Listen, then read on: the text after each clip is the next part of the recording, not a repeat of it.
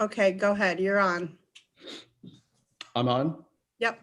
Okay, welcome everybody to the socially distanced State of the Bay briefing.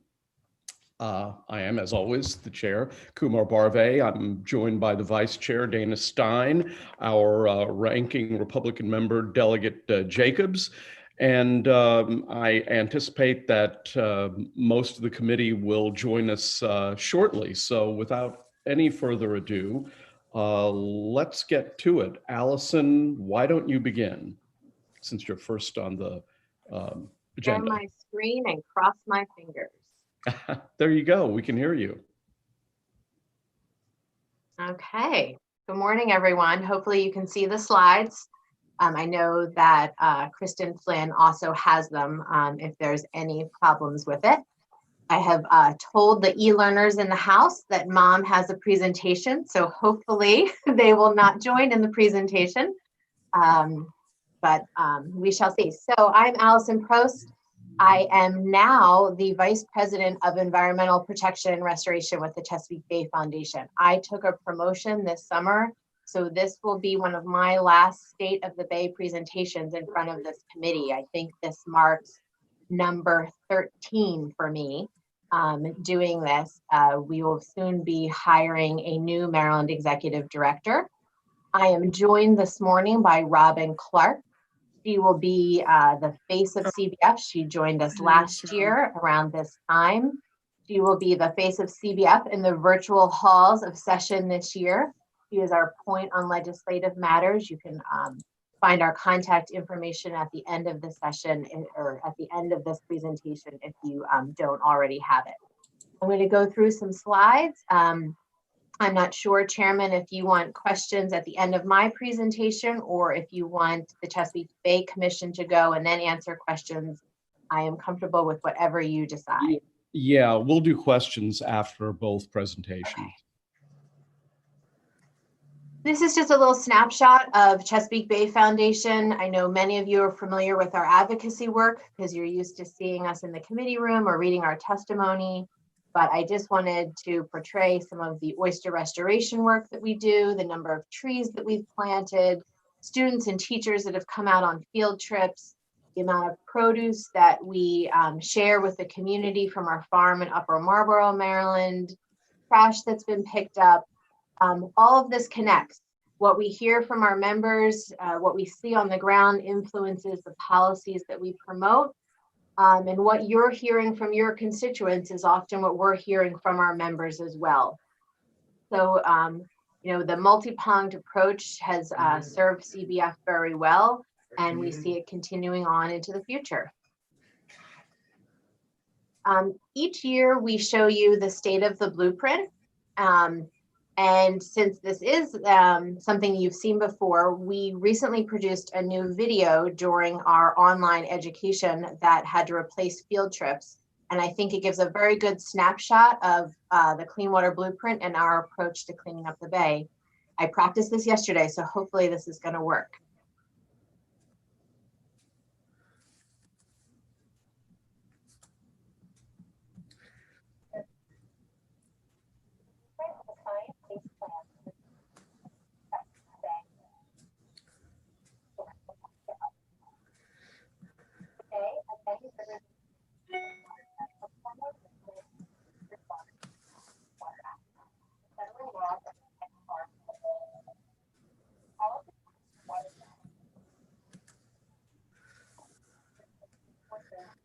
I'm having difficulty hearing it. I don't know about anyone else.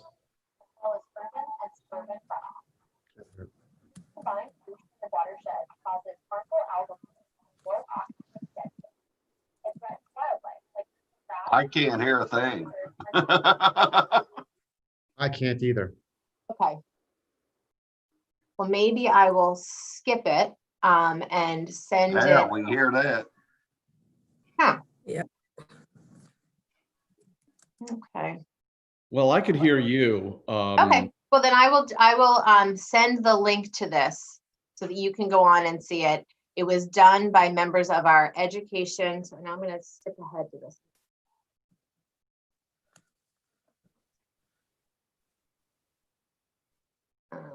going to skip the slide. Sorry, this is just going to take me a minute to advance to the next slide. No worries. So anyway, I will send the link around so that you can see it. It was done with our educators and just visual representation of the Clean Water Blueprint, because it can kind of be a wonky concept.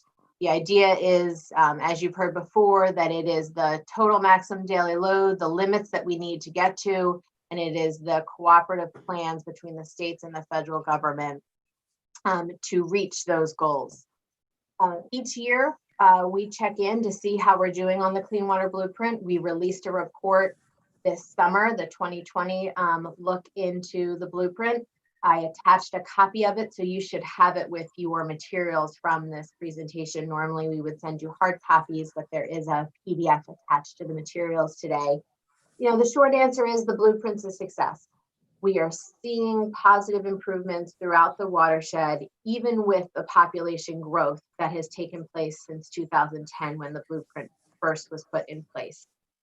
What we do is we look at the loads that EPA assigned to each state, the reductions that they need to make.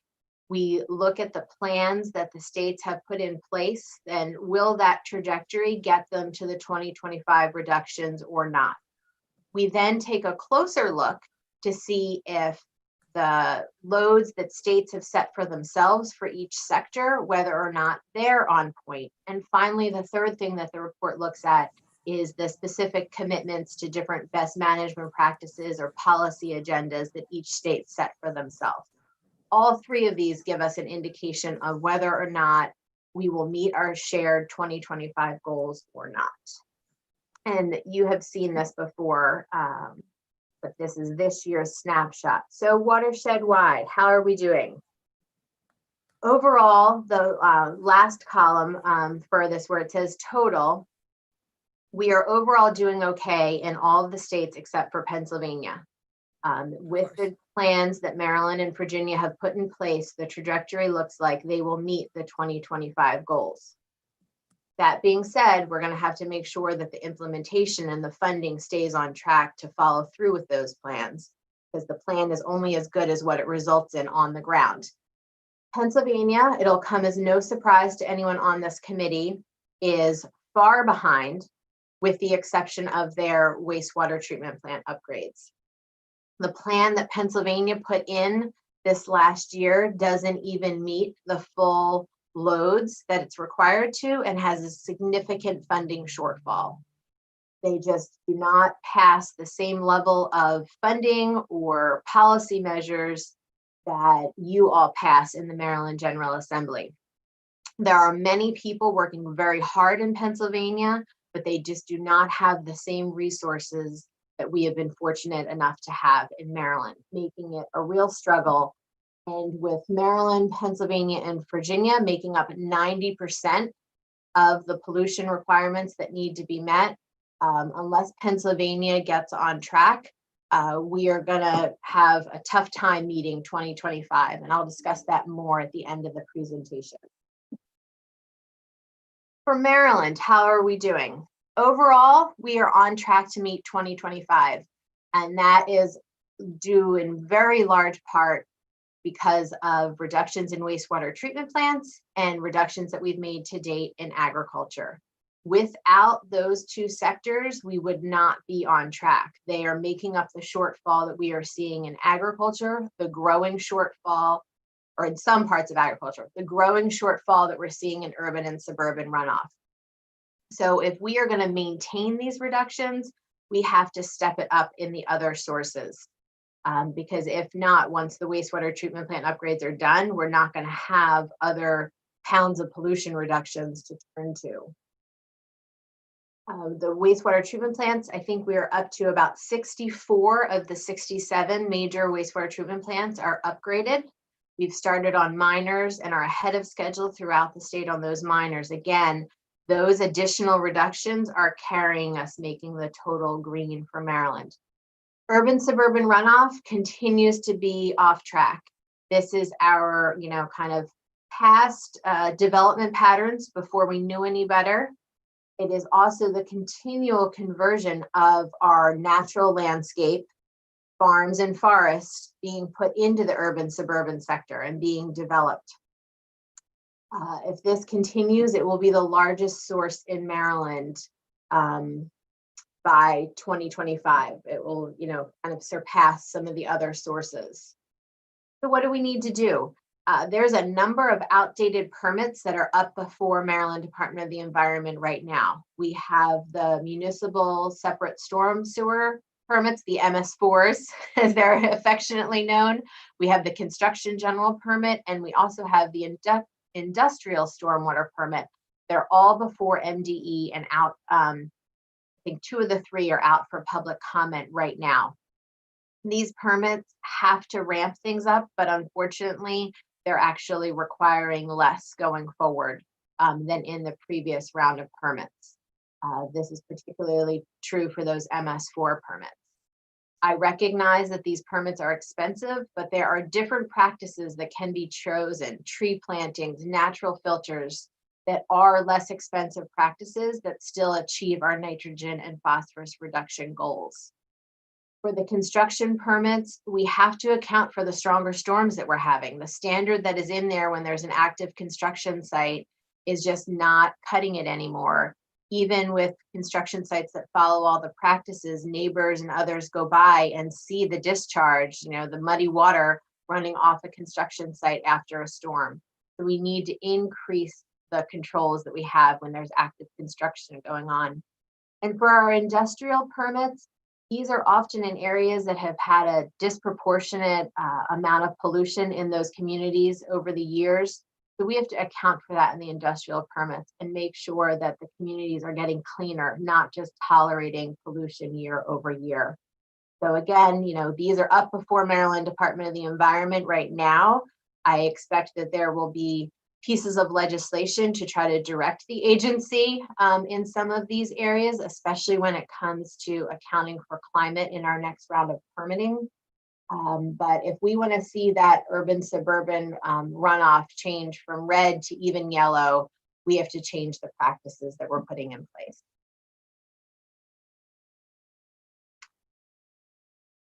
I would be remiss not to talk about climate change when we're talking about the state of the Bay. The reality is we're having increased rainfall. More importantly, and from an impact standpoint, we're having these severe storms that cause the flash flooding, the deluge that overwhelm our systems that we have in place, like I mentioned with the construction sites. Climate will impact how hard it is to meet the 2025 goals. All of the jurisdictions are going to have to come up with additional pollution reductions, and they need their plans by 2022 on how they're going to get there. The reality is that as the water temperatures warm, that holds less oxygen, and oxygen is one of the drivers that we are trying to improve for the Chesapeake Bay. That is what sets those pollution limits, is what does that pollution do to the amount of oxygen in the water that allows for a thriving ecosystem. With it holding less water, less oxygen, it means more improvements are going to have to be made elsewhere. What we'd like to see Maryland do going forward on this, it's going to have to be multi-pronged. It's going to have to be source reduction. It's going to have to be mitigation and resiliency strategies.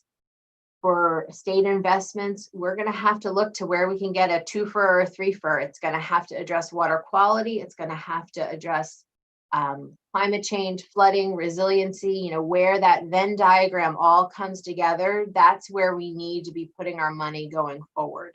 What are the practices that help communities with all of these issues? It is no longer that we can just pick a best management practice that is good for water quality when there is one that is good for water quality and helps with climate.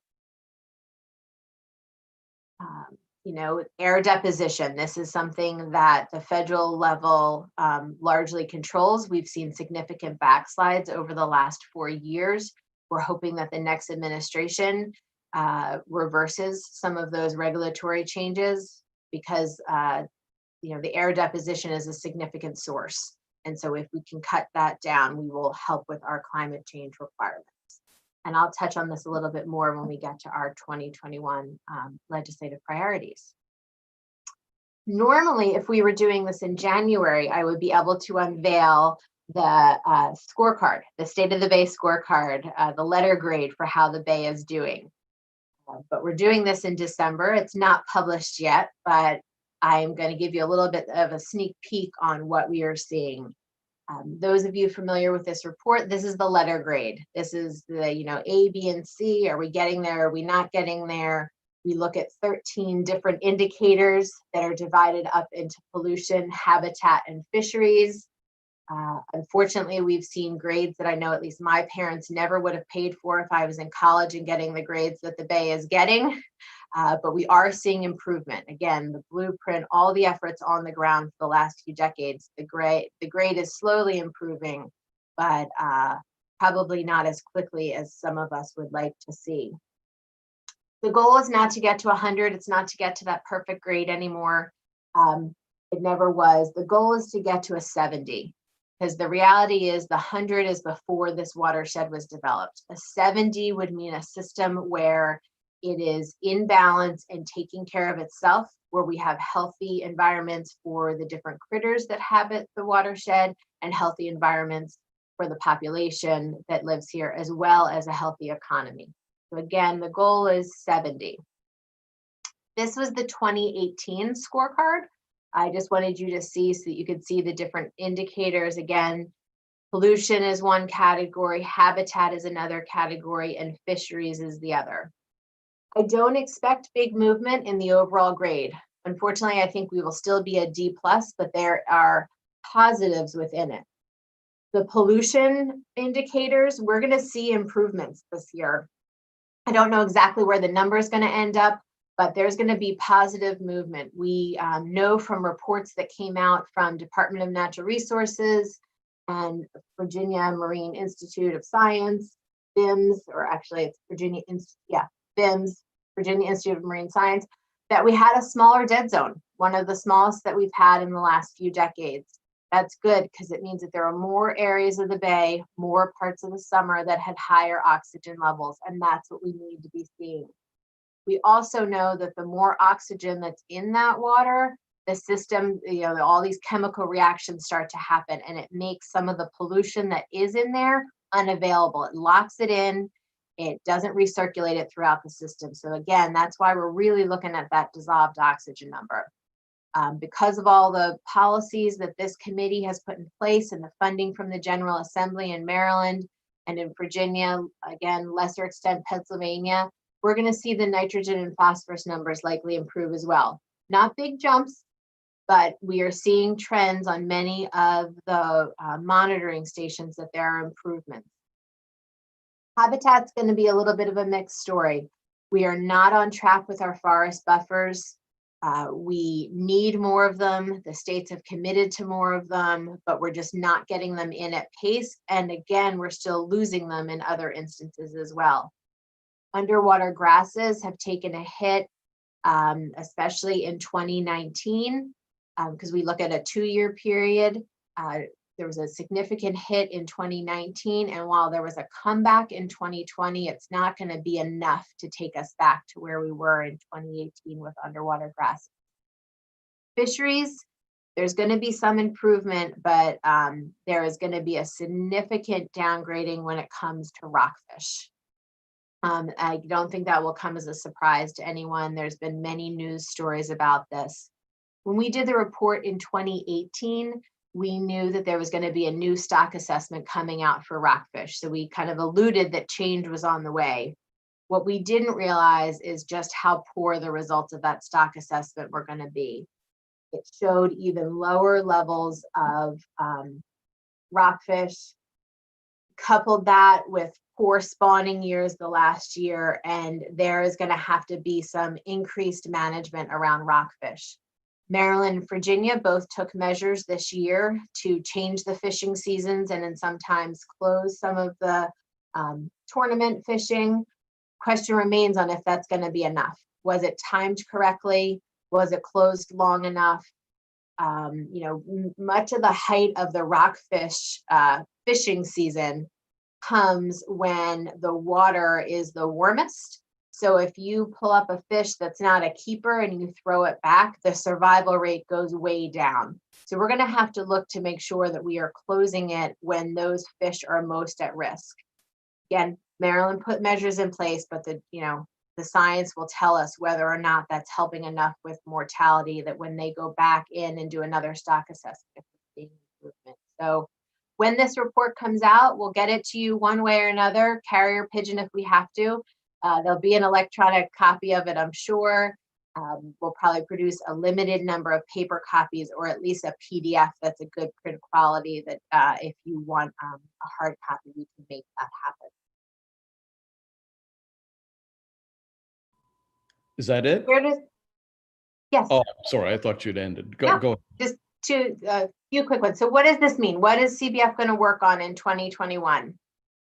Based on the climate concerns that I shared, based on the fact that we continue to be behind on our tree goals, and knowing that we have limited budgeted resources, we are again going to focus on trees and focus on trees as part of the climate solutions bill.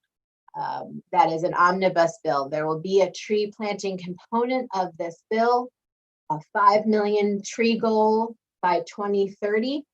There's a carve out for urban tree planting because we know from a public health standpoint, from a heat island, from energy costs related to the summer months, the more trees we have in that urban environment, the better.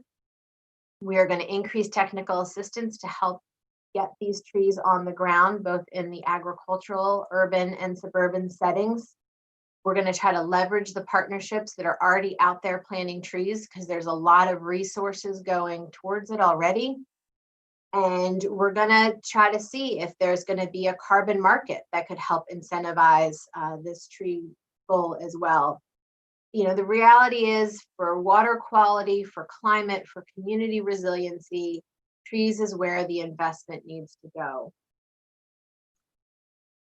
For our forests, it helps offset about 15% of the state's total carbon dioxide emissions. The carbon captured by existing trees helped make the difference of Maryland meeting the 25% reduction by 2020 in greenhouse gas. So the more we have, the more it's going to help us with our carbon sequestration goals. It'll help us meet our watershed improvement plan goals. And if we invest more in trees, it's going to help us with those additional pounds that Maryland now needs to find related to climate change. So this will be a focus of the Chesapeake Bay Foundation this coming year with many of our partners. There's other important components to this omnibus bill around climate related to Empower Maryland, vehicle electrification when it comes to buses and passenger vehicles, some standards around new state buildings and what they have to be net neutral in terms of their energy use, emission reductions from existing large buildings. So it's a multi-pronged approach to climate, but the tree component is the one for Chesapeake Bay Foundation where we see the intersection the most with our water quality goals. We'll be keeping an eye on the budget to make sure the environment doesn't take any disproportionate hits. We recognize that economic times are hard. We don't know if there's going to be a stimulus package coming out of Washington, D.C. So we have to pay attention to our spending, which again, cost-effective, targeted. We know those practices. We know where they need to go. We have to make sure all of our funding sources related to the environment take that approach. We will be working to try to restore education funding that was zeroed out to Chesapeake Bay Foundation last year. We don't know if it will be in this coming budget. We were unable to restore it last year, but we know we need that next generation of students out on the water because they are going to be the advocates and see this all through when we are all hopefully retired. The last thing I'm going to mention, and I'm going to skip my last slide, is that I mentioned how far behind Pennsylvania is. Their General Assembly just doesn't have the gumption that you all have. It doesn't have the drive throughout the state that we need in Pennsylvania. But what we saw these last few years is that EPA just stepped back in its responsibilities. It is the keeper of the Clean Water Act. It is the one that was here to partner with the states, but also to enforce the Chesapeake Bay Clean Water Blueprint. Instead, they let Pennsylvania turn in a plan that didn't even reach the goals and had a significant funding shortfall. There was early on talk under previous administrations of consequences and additional resources, and we just didn't see that come from EPA at a time that we are 5 years out from the cleanup goals. So in September, Chesapeake Bay Foundation and our partners filed suit against the Environmental Protection Agency in federal court for the District of Columbia. We have said that they have failed to uphold their Clean Water Act responsibilities. We think that there needs to be a new plan out of Pennsylvania with consequences, with teeth. We think that EPA needs to work with its federal partners and come up with more resources to get to Pennsylvania. Attorneys generals in Maryland, Virginia, Delaware, and Washington, D.C. also filed a suit that same day in September, alleging the same shortfalls of the Environmental Protection Agency. Those cases have since been combined. EPA has moved to do a motion to dismiss, and we are going to fight that. And we are hoping that since court cases take a long time, that when things change over in January, maybe they'll be willing to sit down at the table and have a discussion on how to reach our shared goals and how they can step up in terms of responsibility. But we will continue. We don't like to resort to legal action, but with, again, only 5 years left and one state glaringly behind and an EPA that is no longer doing its duty, we felt like we were left with no option. We're working very closely with the Attorney General of Maryland on this case.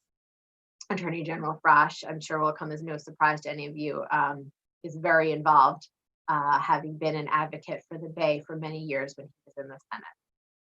So with that, I will put up our contact information and then I will stop sharing my screen. You have a copy of this and you have a copy of the 2020 State of the Blueprint report. And as soon as the new scorecard comes out, I will be sure to get that to you as well.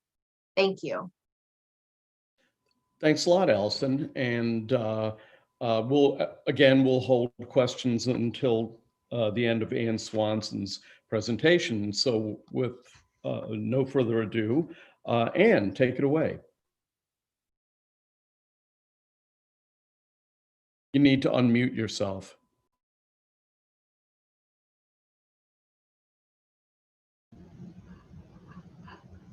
There you go. All right, let's see. Can you see a screen yet? No, I can't. Okay, let's see. Okay. There you go. There you All go. right. All right, so now let me just.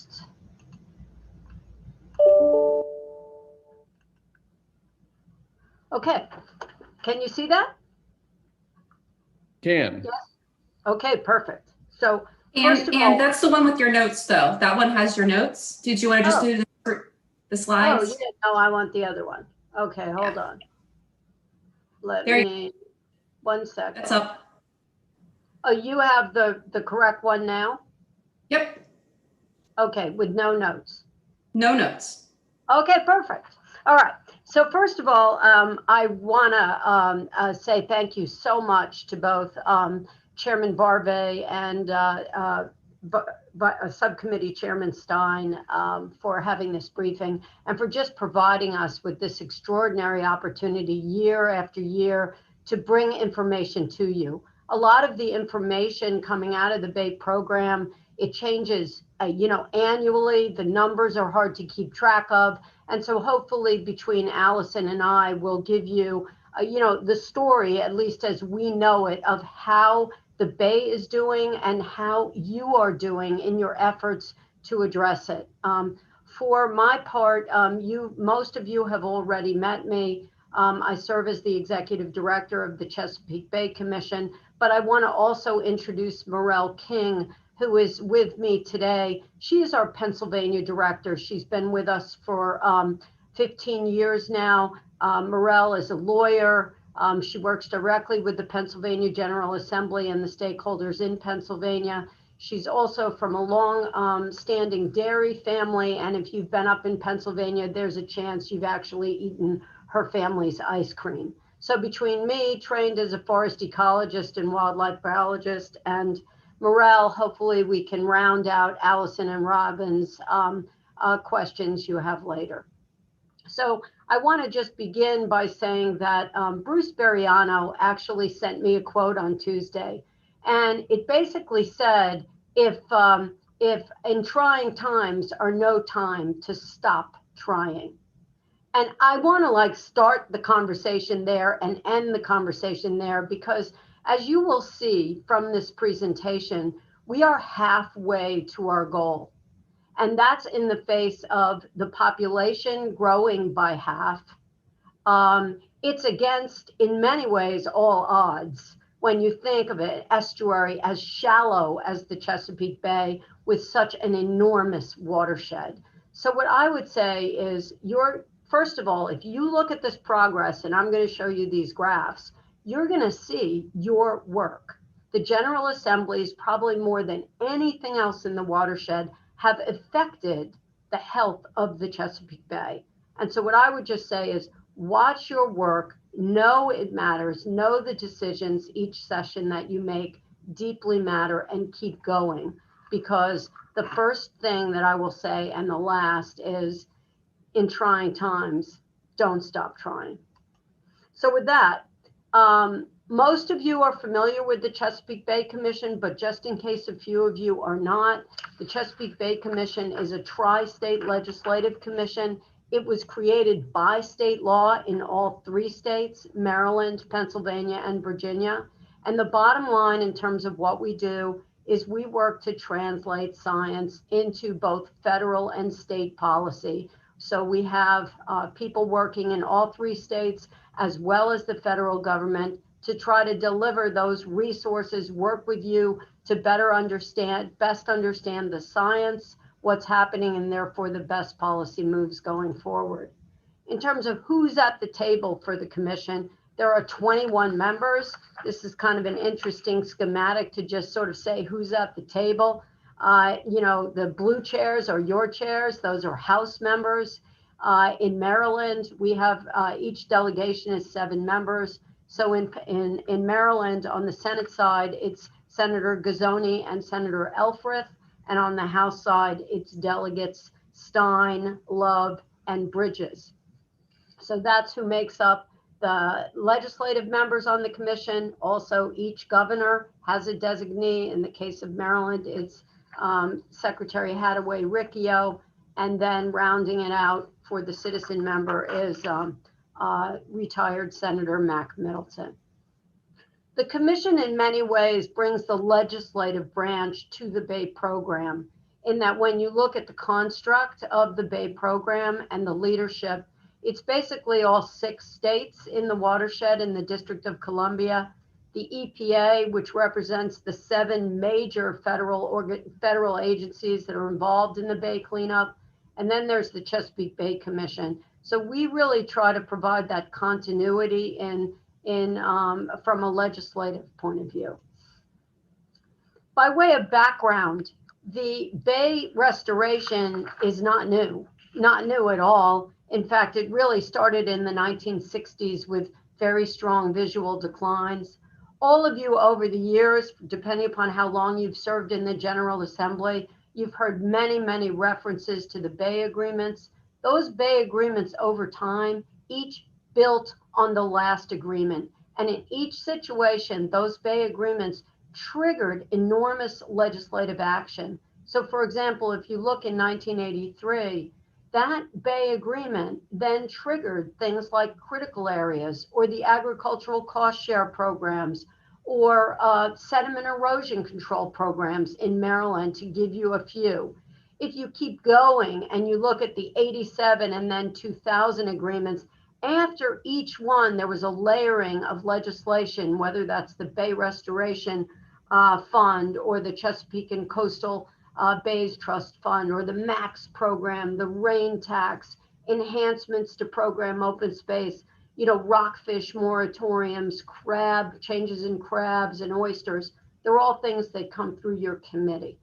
What I'm going to try to do is really focus us into the red areas on this chart and really try to explore a little bit what happened with the TMDL. Allison has mentioned it already, basically what's happening in terms of water quality. I'll try to focus there in the limited time that we have here. So basically what I'll tell you is if you look at this chart, what you can see is each Bay Agreement had a lot to do with water quality.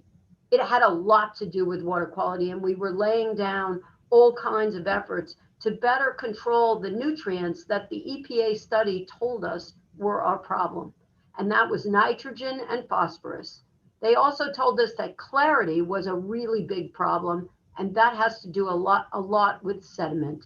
So over the years, we did an extraordinary lift to try to address it.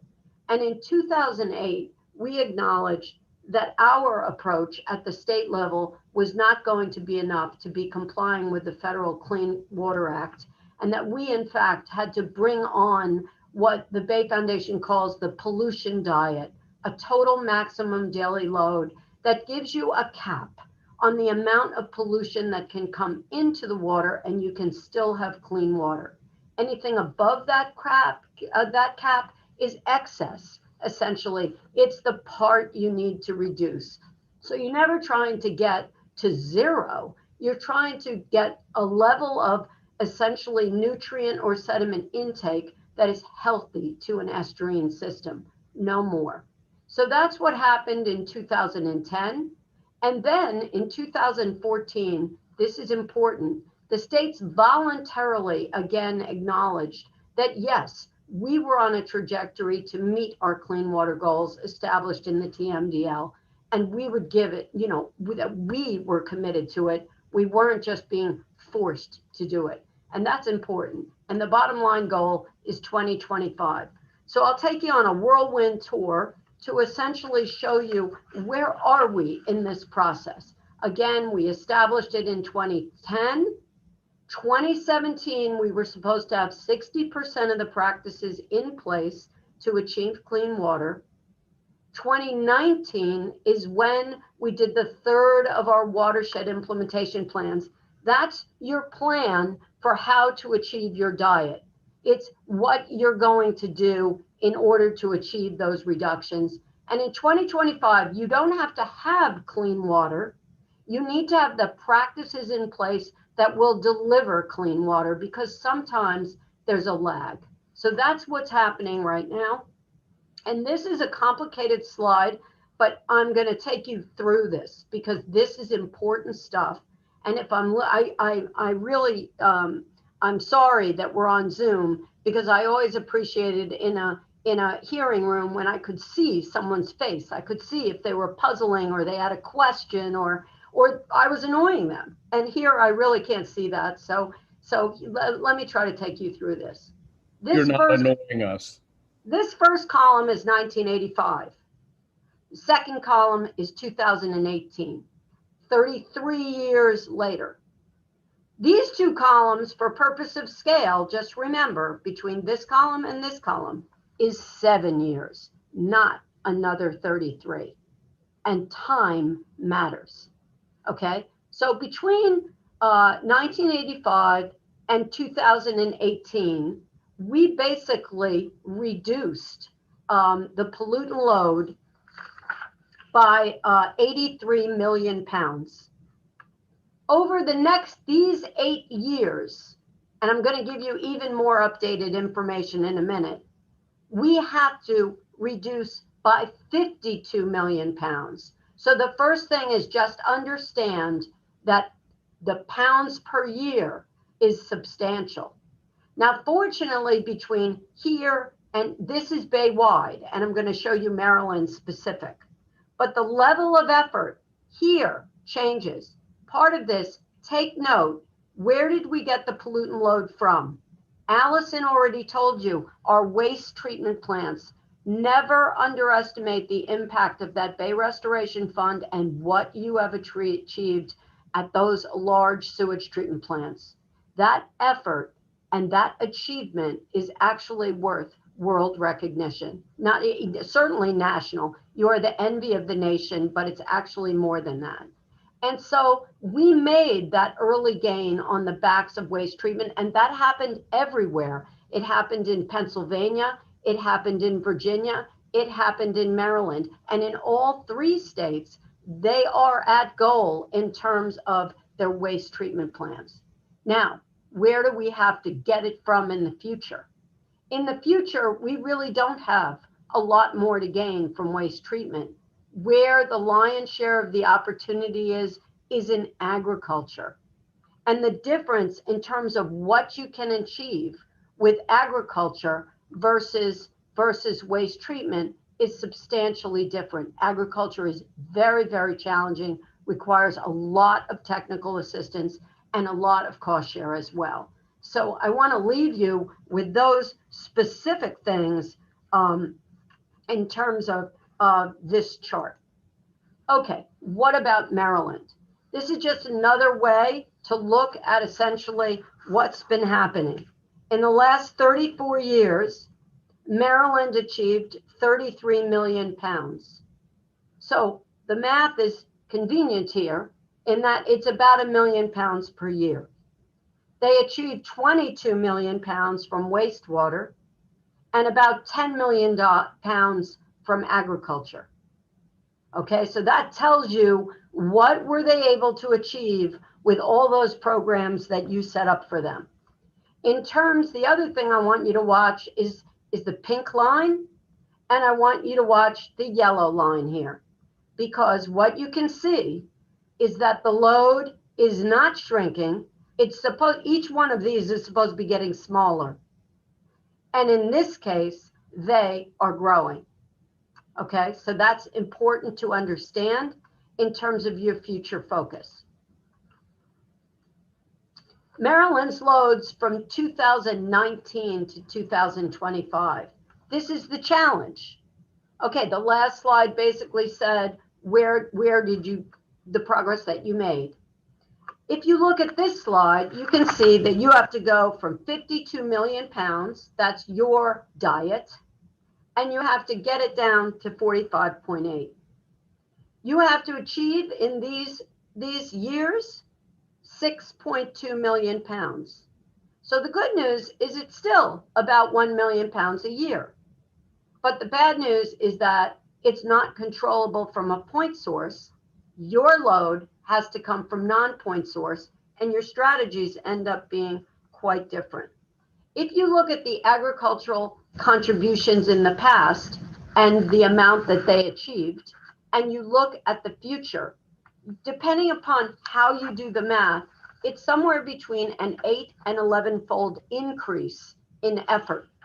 So know that as you're looking at programs to invest in the General Assembly, that the agricultural load still needs substantial help. Now, where are we? Where are we in terms of our effort thus far? And this slide is important. You learned that you had to have practices in place, 60% of the practices in place by 2017. So if you look here at 60%, what I can tell you is that Virginia made its mark. Maryland was just a smidgen under its mark. Pennsylvania was way off, as Allison has described. If you look here, what you'll see is for the 2019, we have 2-year milestones. You can see that Maryland is further off than you'd want Maryland to be, given that Maryland is a main bay state and Pennsylvania has no bay frontage. So to me, Maryland and Virginia must be on track if we are expecting any of the other states to seriously pull their weight. Okay, I've talked to you a lot about agricultural conservation and the kind of pressure that's on agriculture right now to deliver the remaining load. Across the watershed, 60% of the future reductions have to come from 8 BMPs. When you look at the watershed implementation plans, that's where it's coming from. So that's important. these are the agricultural practices. And what you can see, if you really look at them, you can see that animal agriculture is key. So are trees, they are key. Any kind of a buffer. And then, of course, any of the practices that just essentially stop the runoff, whether that's continuous high residue, cover crops, things like that. Okay, so that's really where we're getting most of it. I want to pause here and say another thing just about, we started to analyze agricultural progress in the watershed. Had one state made a lot more progress than another? Because then, of course, you want to know why. And it was interesting because both Maryland and Virginia, when we started this in '85, ag was their highest load. In Virginia, it was actually wastewater. So let's look at Maryland and Pennsylvania. In 2019, Maryland accomplished about 11 million pound reduction from agriculture. Pennsylvania achieved 12 million pounds in 2019. Okay, maybe that was just an anomaly. So we looked at all the years from '85 to 2019. And what we found was that about 339 million pounds were reduced from ag in Maryland, and about 362 million pounds from Pennsylvania. So what you can see is there's a certain limit unless you have more manpower and more cost effectiveness, more technical assistance out there to get agriculture really boosted. Okay. Our members, particularly Delegate Stein and Delegate Love on the House side, have really said, you know, okay, what about Conowingo? What about climate change? And I know so many of you have asked the same. So what we tried to do is characterize it in some very simple math here. What is happening with those two? Remember that when the Conowingo, when the original Bay Agreement was, not Bay Agreement, TMDL was established, we thought that the dam was still trapping nutrients and sediment behind the dam, and that it would function that way through 2025. Well, it doesn't anymore. It reached what's called dynamic equilibrium, where now, even in a low flow storm, it comes over the dam. So what's that load? What's that new load? Because obviously those are new, like calories coming into the body, so to speak, and you've got to incorporate them into your diet, right? So take a look at this math. First of all, in Baywide, I told you that we had 52 million pounds remaining for nitrogen reduction. The impact of Conowingo is another 6 million pounds. Now, the other thing that has just come forward is that there's 5 million more pounds that need to be accounted for because of the impact of climate change. What that means is your goal now is not an additional reduction of 52.5 million pounds, it's 63.5. So you might be thinking, well, what about Maryland? What about Maryland? The numbers are not final and they haven't been agreed to, but this is the best we know right now. In Maryland, basically the math goes from 6.2 million pounds to 7.5 million.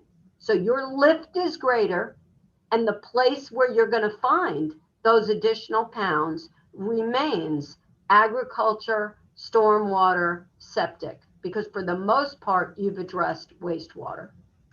Now here's one slide basically relating to climate change. It gives you some of the facts you might want to know. What you can see is because of climate change, there will be increased flow.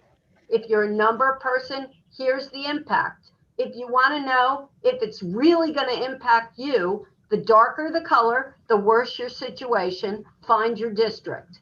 And this is essentially what's going to happen. What you can see is the greatest impacts are actually in the upper watershed, but be concerned about places in here because of course that's right where it enters the Chesapeake Bay. The nitrogen loads will increase, the phosphorus loads will increase, the sediment loads will increase. Now, the other thing that's going to happen is, of course, sea levels are rising. And you can see here, 2025, they're expecting a rise of, essentially about, less than a foot, but nonetheless important here in terms of this. So the load factors will all be addressed. Now, here's the thing. Originally, we thought the impact of climate change would be 9 million pounds by 2025. What we learned is it's only 5 million. And there are reasons for that. For example, if there's more water in the bay because of sea level rise, you can count on dilution to lower the impact.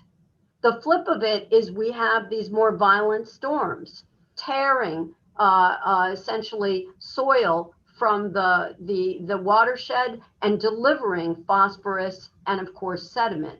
So that increases the impact. So there's mitigating factors in both directions, and then in the end, it ends up being about 5 million pounds. What about Conowingo? Well, I mentioned with Conowingo that the Conowingo Dam is no longer capturing the sediment that we had hoped for. And so it is tumbling over and into the Chesapeake Bay.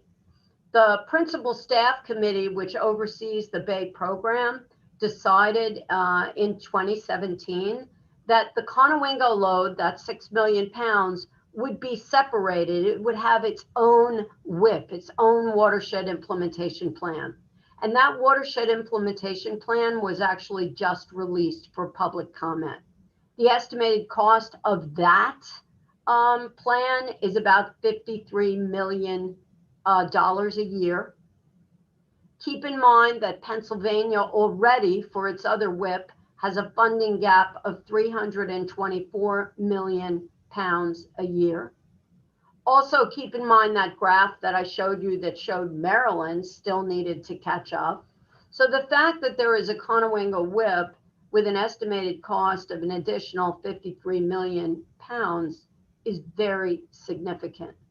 The other thing is that in that WIP, the level of implementation to be achieved is large. And I want to pause there and say very large. For example, it calls for over 600,000 acres of nitrogen-based nutrient management. That's not there now. Or 216 acres of conservation tillage. That's not there now. And so the financing strategy is supposed to be released in its first iteration in December, and then its final in March. The thing I want to warn you, that I've warned every member of the commission, we have not seen this finance strategy yet, but from what they're saying, the partnership, meaning the states, the federal government, the District of Columbia, would be responsible for funding it. And how that would happen, I don't know. So where are we in terms of the Chesapeake Bay? Well, there are first of all, the grades all over the map. You can find grades where you're getting an A, you can find grades where you're getting an F, you can find D's and B's. And what I just want to say is that our glass is half full. It's half empty, depending upon what you want to say. While the population grew by half, in 1985, it was about 12 million. It's now about 18 million. What we basically were able to do is reduce the nitrogen coming into the bay by about 1/4 and the phosphorus by about 50%. The result of that is that the dead zone, that red part that has no oxygen in the summer, or the yellow zone that has low, is shrinking. And what you will particularly notice here is the yellow is shrinking. And you'll also see that first you see the impacts in the tributaries before you see the goodness happening in the main stem. So what I would say, in 2020, the Maryland DNR announced we had the second smallest dead zone in the history of monitoring, which began in 1985. And for Virginia, it was the 7th smallest in the last 35 years. So this session, what is the Chesapeake Bay Commission thinking about, given what I've just told you? Well, for one, you have an opportunity. The Clean Water Commerce Act sunsets in June of 2021. That's the piece of the Bay Restoration Fund that you set aside essentially for procurement, for cost-effective practices. Many of our legislators are appropriators. They began looking at the WIP, looking at what it was investing in, what the BRF was going to pay for. And what they began to say is, well, wait a minute. I think that we might need to readdress how we're spending this money. Now, up until now, the Clean Water Commerce Act invested $4 million in 2018, $6 million in 2019, and 10 in the years 2020 and 2021. So the question is, what did we get for that, and how do we need to change that? And here's, at least right now, where the commission is. The commission has established a work group. Chesapeake Bay Commission is on it, as is the Farm Bureau and MML and MACO. And, we're trying to work with a broad sector in the community. And what we're asking is, what should we do with the Clean Water Commerce Act to invest? Admittedly, we have our eyes very, very focused on the achievement of the 2025 goal. The Bay Restoration Fund was originally intended for that purpose. And so we want to keep the integrity of that going. And we asked ourselves, what could we do? Well, what we think is that you should extend it to 2030. And the reason for 2030 is that's when the BRF reverts to the old fees. And so it would give you an opportunity to look at both simultaneously. We think you should increase that strategic procurement using cost effectiveness as your lens to 20 million. We think you should focus on nitrogen. That's where the pitfalls are the worst. And that's where we think you can make the greatest progress. And we also think you should remove the exclusion for the agricultural community. And we have not heard any pushback at all from the agricultural community by that. We think you should create some sector-based incentives or set-asides, one for agriculture, one for DEIJ-related, environmental justice-related issues, and one specifically for landscape restoration to get at some of the issues that Allison has been raising about really co-benefits, things like the importance of trees, particularly forest situation. And so, the other thing I want to mention here is the ag reductions, that the ag reductions should come from permanent practices. The other thing that Allison mentioned was the budgets. In the end, the budgets drive everything. They really do. And investments in these programs matter deeply. And so what we just wanted to do is to really highlight that as we look to this TMDL in 2025, we need to focus more than ever on our technical assistance and cost share assistance programs, because they really will achieve. In Maryland, Maryland is relying 50% of the remaining load is supposed to come from those agricultural programs. The other thing is stay the course in terms of your point sources. That's where you've made the investments. Keep going, make sure they're maintained, make sure they're operational, because that deeply matters.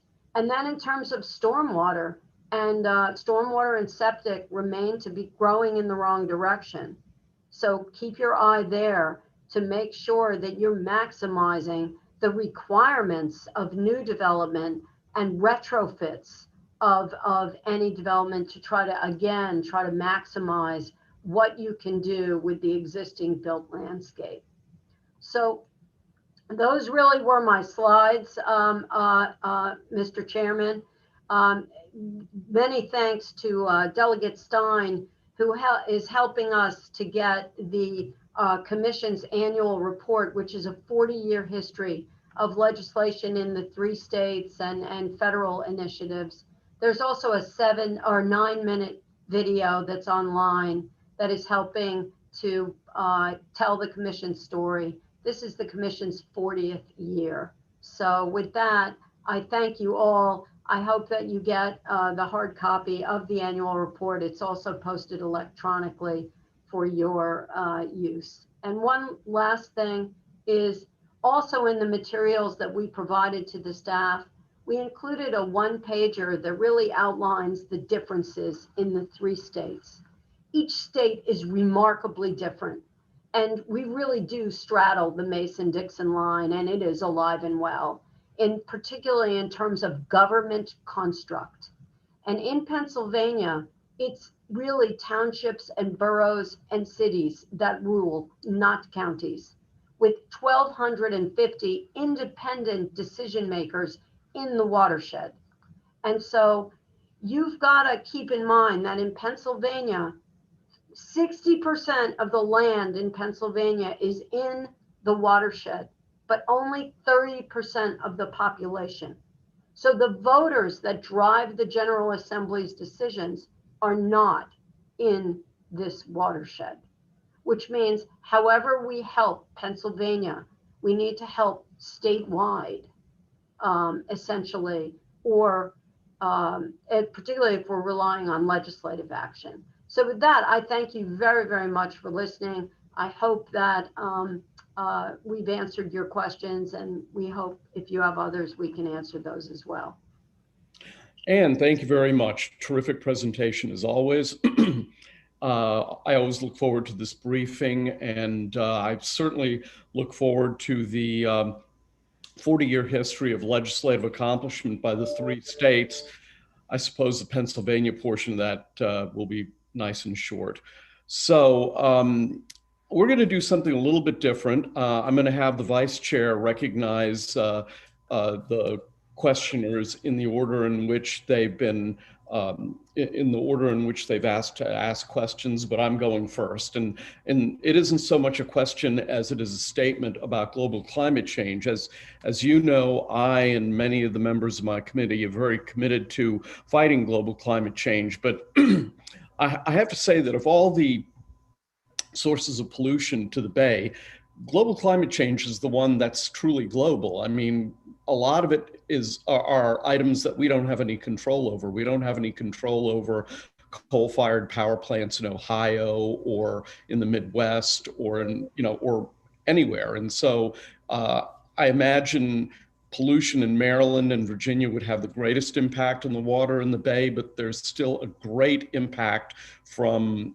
around the nation. And it's hard, it's going to be hard for, I thank you for making note of the fact that climate change is important, but it's going to be hard for Maryland by itself to address that. That's really more comment than a question, unless you want to respond to that. Well, I know for me, one of the things that I want to say here is that I agree, first of all, that things have to happen at a global and a national scale. They really do. But I also think that each state can do things to help, but also to protect themselves from the reality. The seas are rising. Flooding will occur. Rain will change. So the question is what can you do about it? One of the things that I think is really important is to constantly be asking the questions, are the best management practices that we are relying on equipped to deal with this climate change? Are there certain practices we should be choosing, because of that?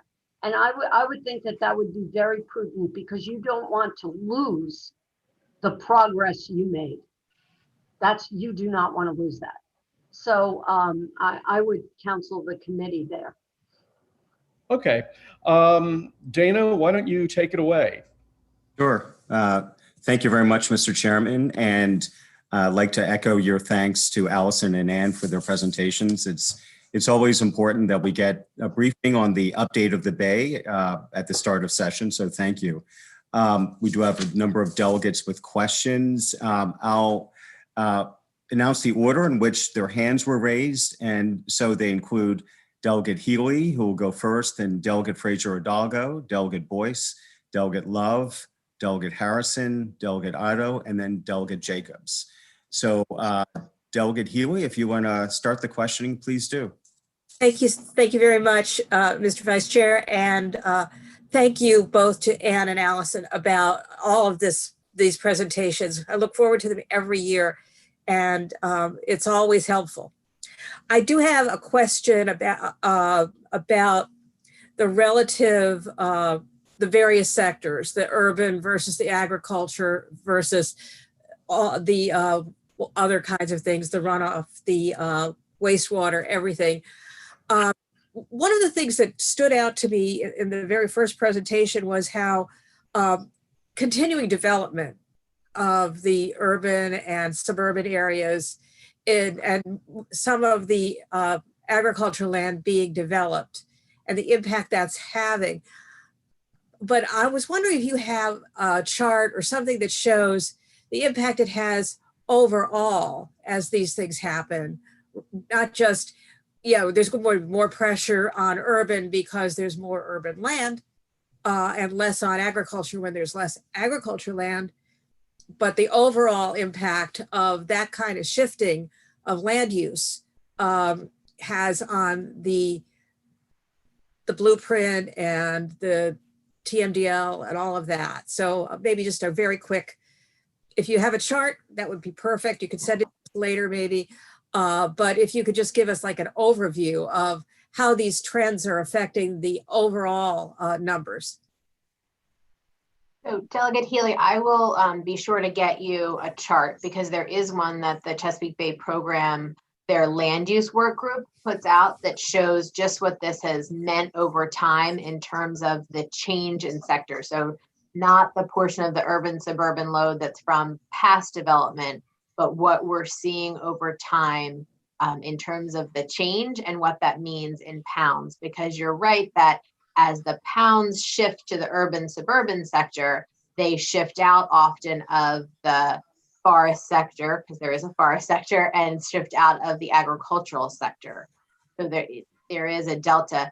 The problem is that once it is in the urban and suburban load, it is harder to treat and no longer has the filter capacity. So while the pounds are shifting categories, once they're in that urban suburban, the impact is greater because the solution for those pounds now are much more limited. They don't have the filter. So it's kind of a twofer. You get more in the sector and it's a harder one to control once it's there. And because it's a hardened piece of land now without that natural filter. But I will get the chart from the Bay Program that just shows the trends over time going into that sector. Thank you very much. Okay, Delegate Fraser Hidalgo. Thank you, Mr. Vice Chair and Chair. Thank you both. I always learn something, as I say, every year. So thanks for that. A big thank you for the lawsuit in Pennsylvania to Pennsylvania. I've been kind of pushing on this, as both of you know, for, I don't know, like 4 or 5 years now. So I'm so happy. I know it's very complicated. So I'm so happy to see that. I'm not happy to see that that's what we had to do. It's very unfortunate that that's what we had to do, but I'm happy that we're finally doing it. And it's not everything we want, right? Because it's against the EPA. So as opposed to how do we leverage Pennsylvania to actually do the things that they're supposed to do, as opposed to having to ask Pennsylvania to, having to ask the EPA to do it. So my real question is, it's kind of a two-parter, and that is, what leverage can we have? Like, so we're going after the EPA. What other leverage can you see or have ideas on for Maryland to affect the General Assembly or the citizens of Pennsylvania to attract more attention, and for the General Assembly to take the issues of Pennsylvania dumping into Maryland more seriously? Because that seems to be the crux of one of the problems since I've been on the committee. It's kind of the same thing. Well, you know, the General Assembly this, the General Assembly that, it's really, really hard. So is there any out of the box ideas that you can think of that the General Assembly can take up to really try to impact the Pennsylvania General Assembly and the voters there? That's the first part of my question. Well, Meryl King, who's on for the Pennsylvania office of the Chesapeake Bay Commission, is probably the expert on the screen, along with Ann on this. You know, the out of the box, and I don't think it's necessarily for the Maryland General Assembly to the Pennsylvania General Assembly, but I actually think we have to start talking to Pennsylvanians less about the Bay and more about their local waters. The Bay is just not as much of a real thing for them. So it's not that they don't take lightly on dumping on the Bay, but like we need them to care about their local water and stop sending pollution into their local waters. And then that will help the Bay. I think when we come up to Pennsylvania with a very Bay focused message, and listen, this has been a hard one for Chesapeake Bay Foundation to, you know, come around to. We have Bay right in our name. But the reality is we need to make it about the local communities up there. We also need to have a broader water message in Pennsylvania so that we can get Philadelphia and Pittsburgh involved and at the table, because that is where the population centers are. That is where a lot of the power is concentrated.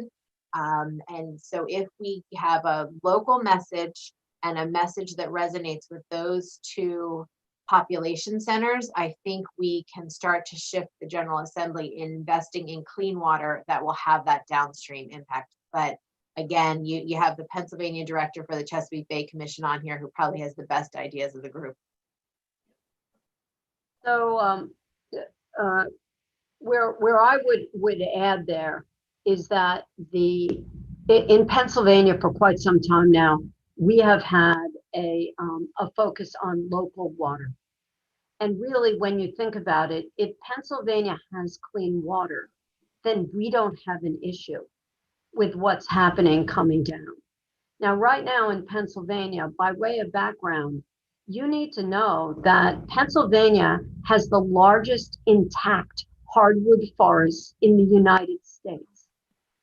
So Pennsylvania, they can really look downstream at Maryland and say, what the hell happened to your forests?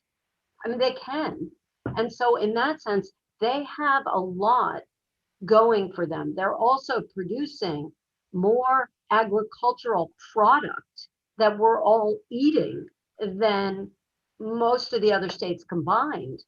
And so the statistics are staggering. So what we've tried to do is work with Pennsylvania to develop a water fund, essentially showing them the data that comes from Maryland and Virginia about what you were able to purchase if you established a water fund like your BRF that spread the burden across the population. We've been focused on you need to do that Commonwealth-wide, because we know if you do it everywhere, there's impaired waters in Pennsylvania everywhere. Pennsylvania has the largest density, stream density of any state in the continental United States. They have more water than the other states. And so with that comes impairments, you know? So we've been trying to do that. Morel, and I really want you to hear from her, is we've been working on a water bill. We've been working on a Pennsylvania farm bill, essentially to do cost share. And the Bay Foundation has been really working very hard on that. And we've been working on a fertilizer bill. The other thing is the cultures in each of the state's general assemblies are really very different. Maryland comes at it and goes, yeah, and let's do it. And then you do it like in a single session. But it kind of brews behind the scenes before. In Pennsylvania, I've seen that most big pieces of legislation take 7, 8 years to pass. It's just a different culture. Just that's some background. I don't think that if we walk into the Pennsylvania General Assemblies and we say we're from the Bay and we're mad, that it works. It just won't work. It won't motivate them at all. What they want is your help. So, and the last thing I want to say is the members of the Bay Commission, they're the ones carrying the environmental legislation up in Pennsylvania. So please don't beat on them, because if you turn them away, there's nobody carrying the environmental legislation, certainly not in the administration, in the chambers right now, but not the chambers, the parties that matter. So, Morel, please join in. It's hard. Thank you. It's hard for me to add to any of that. Just to reiterate the point that Ann made earlier, it is over half of our state, but it's only a third of our population, and that's reflected in the General Assembly representation from the watershed. Out of 253 members, only 88 are from the Bay watershed. There are 4 major watersheds that cover Pennsylvania, 6 if you break it down into the rivers. So the Bay is just one of those 4. The Potomac and the Susquehanna are 2 of those 6. And the power centers are outside of the watershed. And it's not just the political power centers, but it's also the philanthropic power centers. Your William Penn foundations, your Heinz and Mellon foundations are not in the Bay watershed and are not active in the Bay watershed intentionally, very intentionally and deliberately. So these are not excuses. They're just sort of the realities of working in Pennsylvania. Having Chesapeake Bay in your title in Pennsylvania is not helpful. And the message has to be about water and local water quality. And also mentioned the number of local governments we have in Pennsylvania. That just translates into how people perceive what their local, what their community is, what their area of impact is. And it's not even about the Susquehanna. It's not even about the Juniata.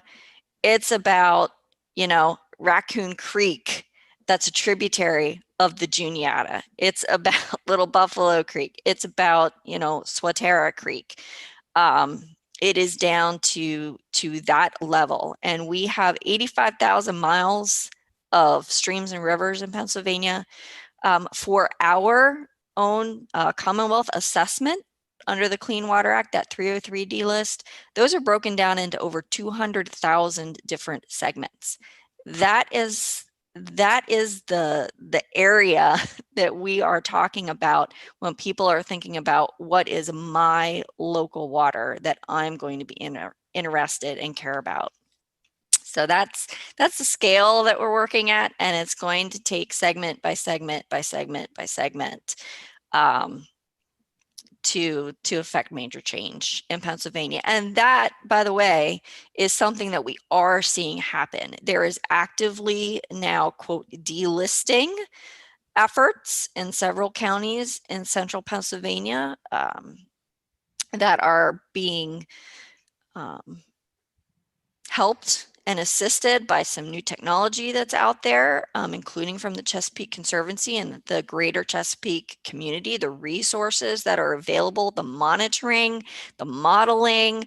Now these data resources coming to the table are really going to help with that effort. And that is the kind of assistance, bringing sort of this bigger Bay effort and momentum down to the local level for those local actors to make change. That is the change that we're starting to see, and we just need to build on that. All right, thank you. To Ann and Allison, thank you again. This is probably the first time, and Morel, thank you so much for being here, because this is probably the first time that we've really kind of delved deeply into kind of Pennsylvania politics, the streams, and gotten a little bit more detail about the complexity. I know it's complex up there. It's just frustrating down here. But thank you for your continued work. And then the second part of my question, of course, is linked to the first part, right, Ann? Which is, and I'm sure my good friend Delegate Jacobs will probably follow up, but can you speak a little bit more on the dam and how or where funds may come from to actually deal with the dam? Like, where are we gonna, who do you think should be paying for this? How do we get the money? That kind of thing. So- I kind of see them all as connected to my first question. Okay, so I'll try to answer a little bit of it, and I'm not trying to dodge it. It's first of all, this issue is confusing to me, so I don't mind saying to everyone here, this is a rough issue. First of all, Pennsylvania has about 30. It's about 35 million pounds left to go on its watershed implementation plan. Okay, so to give you a context, Maryland, what did I tell you earlier? Maryland has like 6 million pounds left to go. So scale is important. The Conowingo is above and beyond that. It's another 6 million. So the first thing I would ask you as legislators is, if you were going to invest money, your money in Pennsylvania, where would you invest first? Would you invest in the WIP that EPA has you on the hook for, and that CBF and the attorney generals are suing you over? Or would you invest in the Conowingo WIP? So I'm not telling you, I'm just asking. Okay, I would say the former would make the most sense, right? And I Because if wasn't even expecting you to answer. Right, right, but I mean, about I think that So- right answer. This gets to a point that my chair was making earlier, and that is, you know, when someone is sick, like the Chesapeake Bay is sick, do we just treat the symptoms, or if there's a way to cure it, do we cure it? So it seems to me that money well spent would be like, let's figure out what the problem is and work it there and work it in both places. But to answer your question, I would say the former would make the most logical sense. So here's what we know. We know that the loads coming over the Conowingo Dam, whether they're attributed to Pennsylvania or the Conowingo WIP, can be solved through agricultural practices. The other thing that we know is that the counties, there are 4 counties in the southern region that are delivering the lion's share of the load. And in Lancaster alone, Morel, what percentage of the total reductions just come from Lancaster? 21%. Okay, so to me, it's like focus, just what you said. If there's a patient, let's focus. Let's focus on the worst symptoms first, okay? So it seems to me that anything that Maryland can do to help focus in Lancaster County and the adjacent York County, and you're going to be addressing the problems with your bathtub spigot, right? I mean, right? Because you don't, if the bay, your bay is the bathtub, you have a problem at the faucet, you know? So I would say anything you can do there is a wise investment. How can Maryland invest there? You know, how can Maryland help with data or additional people crunching numbers, or whatever it takes to get that section? Now, Morel mentioned a delisting thing, and the delisting is a really interesting approach, creek by creek, to delist.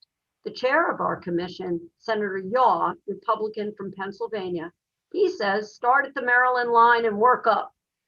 Why don't you just start at the Maryland line and work up, you know? And it's an interesting approach. So the last piece I want to say, not to dodge your Conowingo question, is this. When the Conowingo WIP was first established as a separate load, it was thought that it would really engage the private sector, and that somehow there would be a finance strategy that would really pull in private finance. And I think there was a lot of hope that part of the FERC permits and the negotiations with Exelon would be financially fruitful, and they have not been. And so right now, that's why now in this finance strategy, and I have not seen it, I've only heard word that it's going to rely entirely on public funding. And I'm disappointed there, because I thought that perhaps we would see greater financial investments coming from Exelon. So I don't know if I answered your question, but and Morel, please, or Allison or Robin, if you have other things to say about the Conowingo WIP, please do.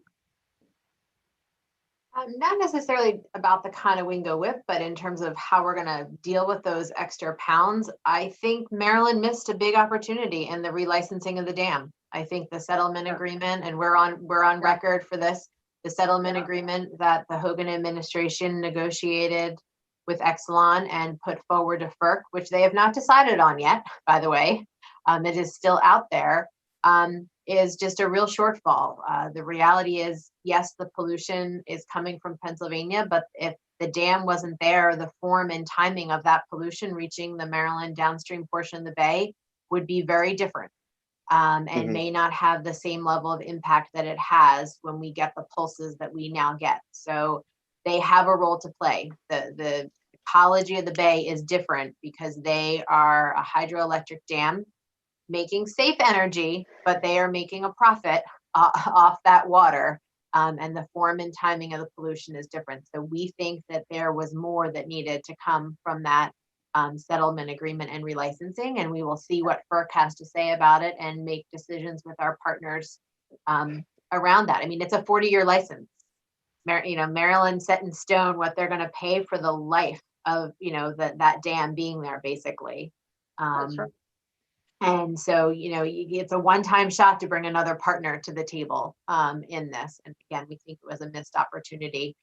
Yeah. I think in terms of Pennsylvania, one thing that ties to the how are we going to deal with the dam and your earlier question, Delegate, is, and that I was remiss in not mentioning, is I think USDA has a significant role to play here. The amount of money needed in those 5 South Central counties, in all honesty, is couch change to USDA.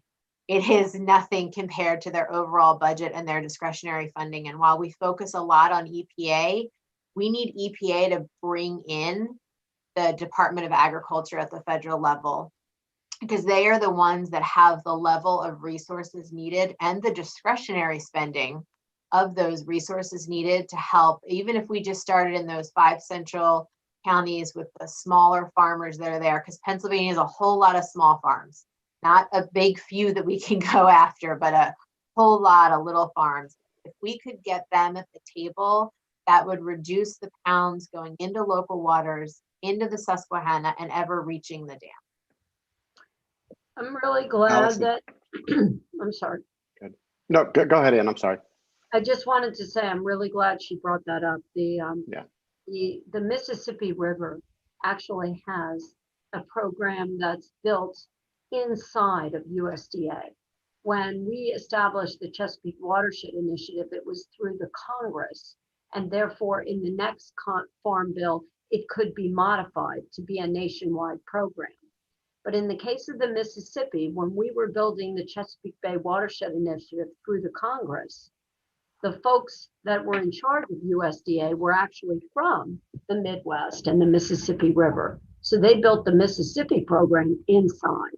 We've been in touch with the transition team and are now working on our transition document to go to them, which basically says, we want you to establish a Chesapeake Bay Watershed Initiative inside USDA, and we want you to focus on Pennsylvania. And you have to know that that's Marylanders and Virginians, supporting that.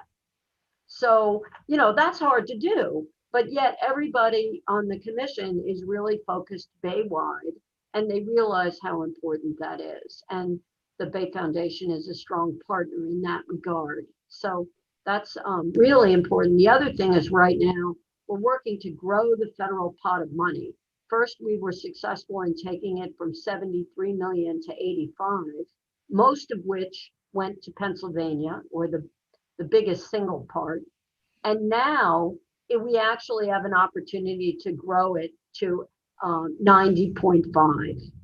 And while I don't know that it'll go all the way to 90.5, it will go likely higher than 85 million annually, and a piece of that will go to Pennsylvania.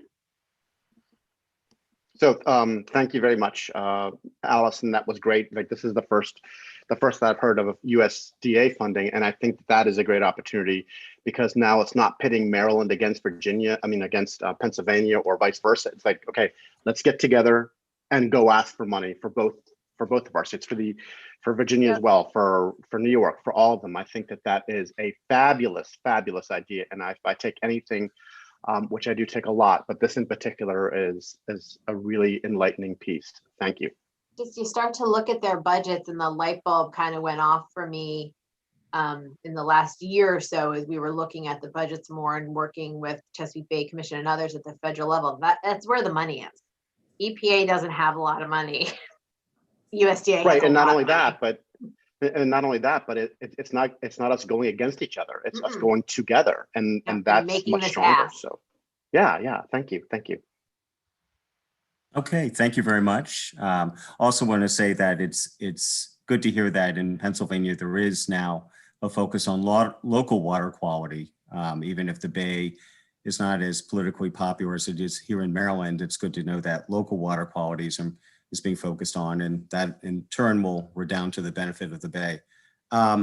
Next question is Delegate Boyce.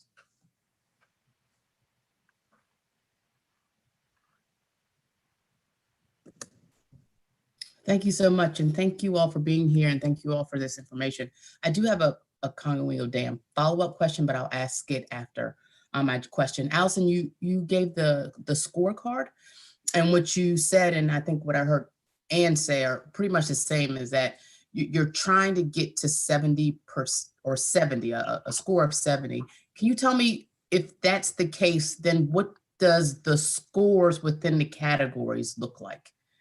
In other words, is ag at 50 or is everyone else at 70 as well to kind of create a strong 70, or will that be a mixing of an average to create a 70? So I'm just trying to understand what that looks like categorically, grade-wise, to get to that 70. And if 70 is the goal, again, if 70 is a goal, then categorically, what does that look like?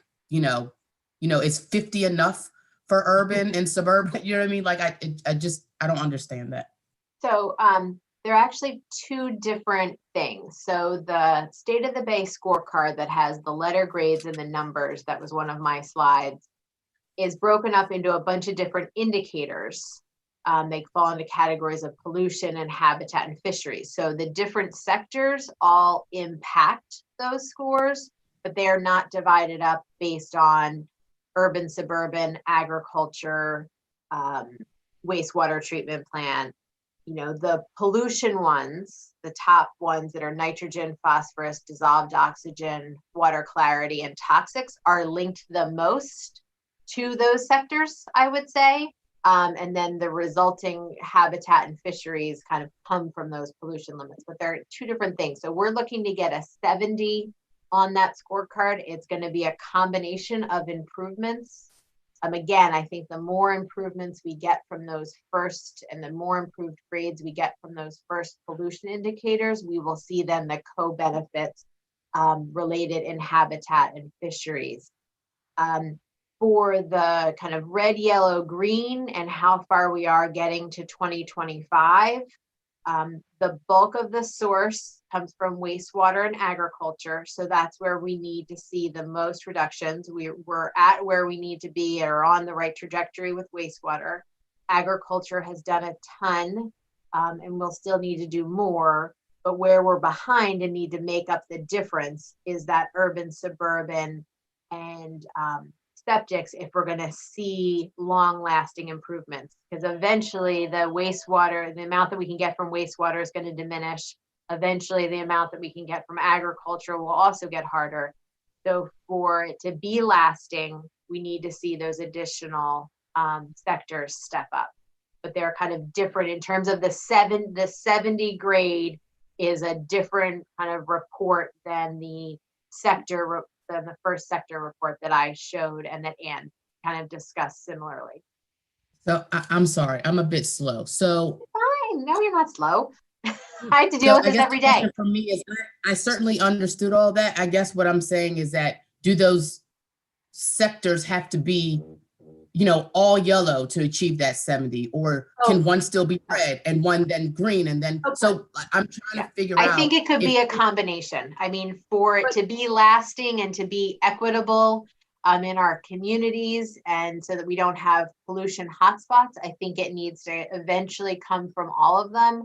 But we could get there if we get to all of our pounds and it comes from wastewater and agriculture. We could still achieve that 70. It's just, will everybody throughout the watershed see that 70 or only some?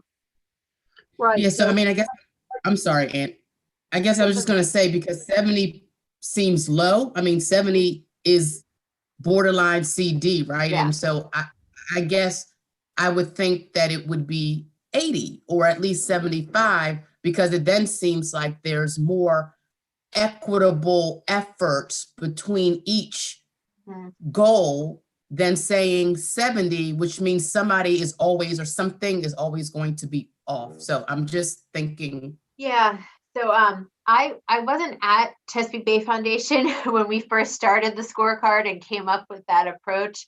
I think it's because the 100 was the Captain John Smith days before there was any development in the watershed. And so when you go on that sliding scale, we can't ever go that far back. Scientifically, the 70 was felt to be enough where the system could take care of itself. So we would still maybe have a growing population, but the system could take place.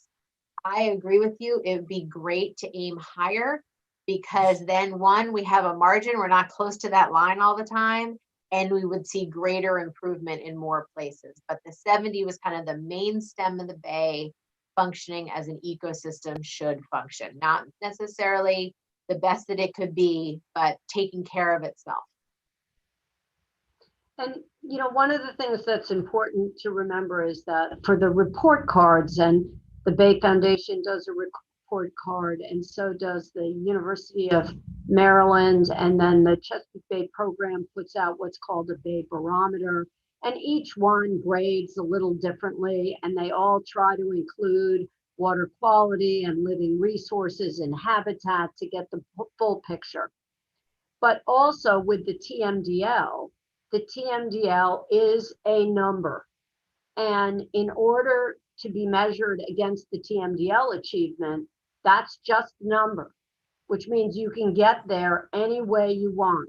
So it's similar to if both you and I went on a diet and I ate only ice cream, and you ate carrots and celery and, lean meat and whatever. And we both got there somehow, but, I had one ice cream cone every 3 days, which isn't healthy. And so, and you got there. So in the case of the TMDL, it's, as Allison said, it's really not healthy if you get to the TMDL in a very unbalanced way, because then you're ignoring local water quality problems or local other issues. But that's how it's measured. Now, the one thing you should know is every state has a watershed implementation plan. And in that plan, they've said how many acres of agricultural land will be treated, how many stormwater facilities, et cetera, in each sector. And so you can generate individual graphs that show progress in different sectors. Ultimately, they're not held accountable by the law. It's one number at the end. But you can see who's behind and not behind. And that data is really important to the Bay Foundation's analysis. So in other words, 70 is the at least rate for which the system is clean and clear enough to kind of help itself, so long as those other factors remain constant and are improving. So it could go up so long as these things stay constant and start moving up. So as the ecosystem can take care of itself, the grade itself will move up itself, is what I'm hearing. It should start to kind of have a positive feedback loop the higher up you get.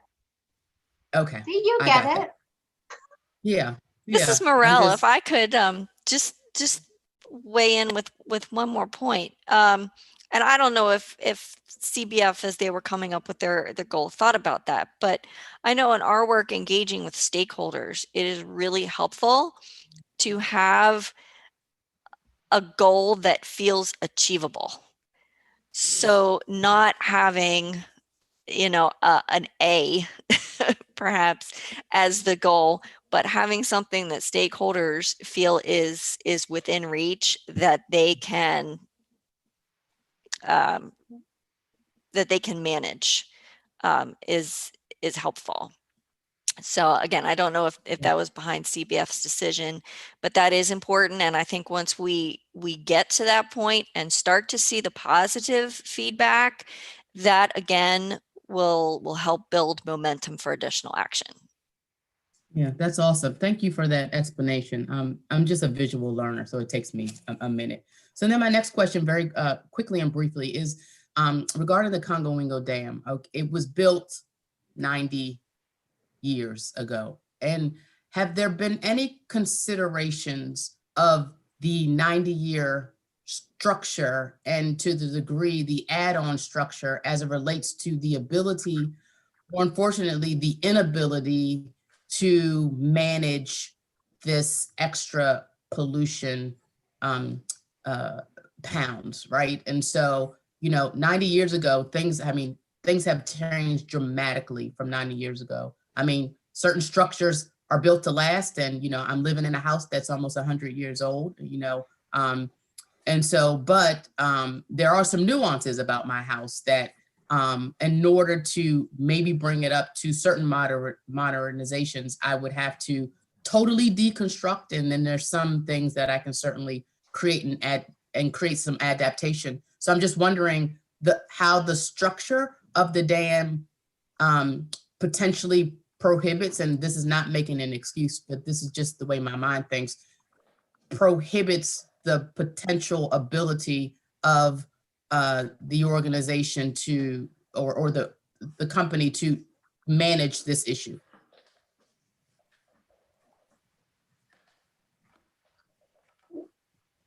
I'm going to say that I probably need to connect you with MDE's dam safety side of the shop, because they look at the engineering of the dam a lot more.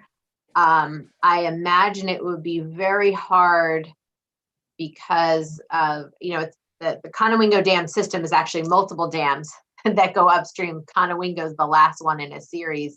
And we have not explored or looked into whether there are engineering ways they could add a new structure or modify the structure. The pond behind it is full, and that's where the trapping capacity is gone. And I don't know if there's a structural way they could add to it. And why I said the dam safety is if that's feasible with something that is that age. So that is outside definitely the scope of what we have looked into at Chesapeake Bay Foundation. So one of the things I can add is that the Army Corps of Engineers a number of years ago, but it wasn't a really long time ago, it might have been 5 years ago, they did an extremely comprehensive study where they looked at all kinds of options for managing the situation in terms of dynamic equilibrium. So they literally considered shunts around the dam and dredging and all kinds of different options. So they were looking into structural as well as non-structural options. And that study is out there. So that may be a source, but I never heard throughout that time of anything where anyone was considering some structural option to take care of the load.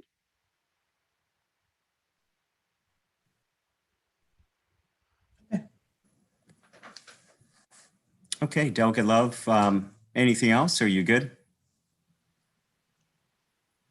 For me, or was that for Delegate Boyce? Oh, I'm sorry, Delegate Boyce, I'm sorry. Delegate Boyce, any follow-up questions? No? Okay. Well, Delegate Love, you're on next. Thank you, Mr. Vice Chair. Nice to see everyone today. Thank you, as always, for your presentations. my question is following up on something in Allison's presentation, but everybody is welcome to jump in. Allison, you spoke about the need to ensure that permitting accounts for climate change. Is MDE currently using updated climate figures when permitting? If not, when were MDE standards last updated?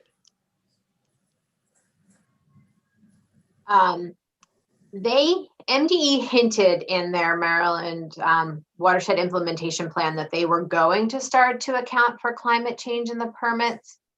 I don't think we have seen those changes in the permits yet. We don't see that there is a change standard for the level of storm that you have to control for. These permits are a number of years old. In terms of the supporting guidance documents, Robin, do you know the last time that they were updated? You're a little closer in the weeds to these than I am, but I think that the short answer is they could be doing a lot more in the drafts that we've seen compared to what we were expecting given the climate realities we're all aware of. But Robin, the last update? I don't know the last update. I do know we plan to advocate in the 2021 session that they update the permits at least to account for increased rainfall on a 5-year basis at a minimum. We can get you the guidance document, the last update, because again, it's like in the permits, and then it usually references some construction standard or something else that's guidance outside of the permit. So Robin and I will follow up with the specifics, but again, short story is they're not there yet. Thank you. Okay, Delegate Love, any other questions, or are you good? All right, Delegate Harrison. Good morning, everyone. I hope that you all had a wonderful holiday and enjoying these last few weeks before we dive back into session. I wanted to say, first of all, thank you so much for the presentations, and thank you for letting us know that it was not all doom and gloom, that there is some light at the end of the tunnel and that we actually are making progress. That was very important, because as I looked at some of the presentations last night, just scanning, and it didn't look too promising to me. So to hear that we actually are doing better is great. Allison, when you were talking about the urban suburban runoff, and we were talking about tree plantings, my question revolves really around street trees and trying to deal with the heat islands. And one of the issues that I found in my previous position with street trees is that oftentimes, as they begin to grow and the roots grow, then they buckle and tear up the roadways and tear up the sidewalks, et cetera. So while we're trying to do something good on the one hand, we're actually causing another problem on the other side. Have you all ever made recommendations to the various jurisdictions on the types of trees that are better to avoid those types of problems, so that we can achieve, all of the goals that we need to achieve without causing other problems?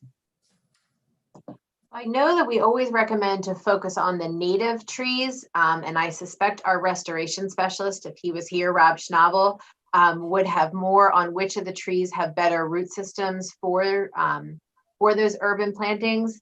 I'm going to flag that because I think that's going to be an important part of the discussion for the Climate Solutions Act, because there is a focus on urban trees, partnering with the Chesapeake Bay Trust, because they implement a lot of these programs, to find out what discussions there are around the maintenance and picking the size or type of trees that maybe have more deep roots as opposed to a surface level root system that causes the problems that you identified. Because I personally am not sure which species are right for that, but that has to be part of the discussion. You're right, because if not, we're causing a hazard and more work down the road, no pun intended, if we don't pick the right trees to begin with. So thank you for flagging that. And with that, so the deep roots versus the surface routes, then you have to worry about piping that's underground because we still have that. So yeah, that's an issue and a concern of mine, especially as, you know, we're trying to get out and do a little bit more walking these days and walking on the sidewalks, and it causes trip hazards. Yep. So thank you with that. And I think that's it. Anything else, I think I may just need to talk with you all offline just to get some clarification on some of the other issues that I won't take up time here. Of course, please reach out and we'll try to share that information, what we find out about species more broadly. Thank you. Okay, great. Delgadado. Thank you, Mr. Chairman. Appreciate Ann and Allison for your presentations today. Allison, did I understand that you saw it on the chat, my question? Governor Cuomo and Governor Wolf are the ones that are lacking in the support for this? I would say it goes back much further than the two that are currently in office. That's a good answer. No, I mean, it is. It's not a new problem, unfortunately, in these two states. And it is a combination of what they are able to do in the executive branch and the lack of partnership that they may get in the legislative branch. And then complicated by what Morel mentioned about just all the local jurisdictions that actually have the authority to do things in Pennsylvania. So a combination problem that goes back. So pick whoever you want to talk to in those states and talk to them about their need for improvement. I think the state north of us, Pennsylvania, had a difficulty passing the budget a year or so ago. It took them about 18 months to get it straightened out, but I think they may have just passed it this last week. Okay. Thank you. And you had some mention in your position, and I thought you had retired, to be honest with you. I thought we had some celebration for you. Maybe it was just a recognition of your service, but you made some mention about an ag exemption in the latter part of your presentation. And yeah, so what I was referring to is in the Clean Water Commerce Act, when it was negotiated 4 years ago, it exempted ag. So it did not address ag. And that was at the request of the ag community. You may recall when the bill first came in, it was a trading bill. And the General Assembly really did not want it to be a trading bill, but instead a procurement bill. When it was a trading bill, the agricultural community did not want that because they wanted credit for the reductions that they achieved. So if they did it, so now it was changed to a procurement bill, but by that time they had already adopted their policy statements about whether they were supportive or not, and they did not want to be included. So now dial 4 years later, and now in the renegotiations, they see what's on their shoulders, and they want to step forward to take on responsibility. So they're good with expanding the Clean Water Commerce Act to include procurement provisions for agricultural projects. But we also included legislation that says, in the legislation language that we're working on, we said that the sector who achieves the reduction would be credited, not in the trading sense, but just in that it would go on their spreadsheet, like similar to what Delegate Boyce was asking earlier. So did that answer your question? That's yeah, I'd like to know a little more about that. If you could forward me something of what you were referring to. Sure. Because I know what the actions we took in the 70s, before 85, to reduce any contribution that agriculture made.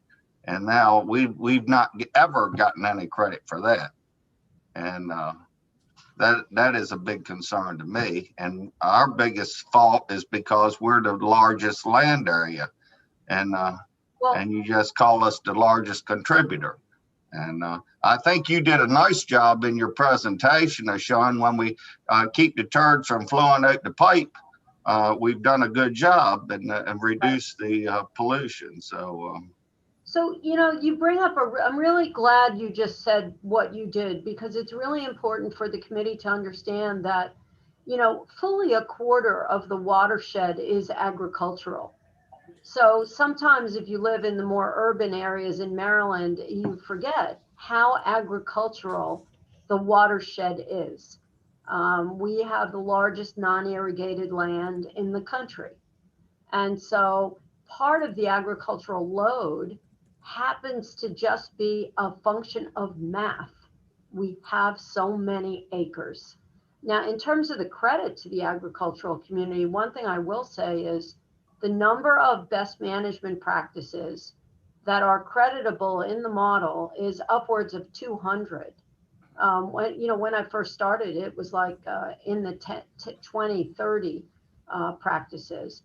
So the credit that is given to the agricultural community is enormous.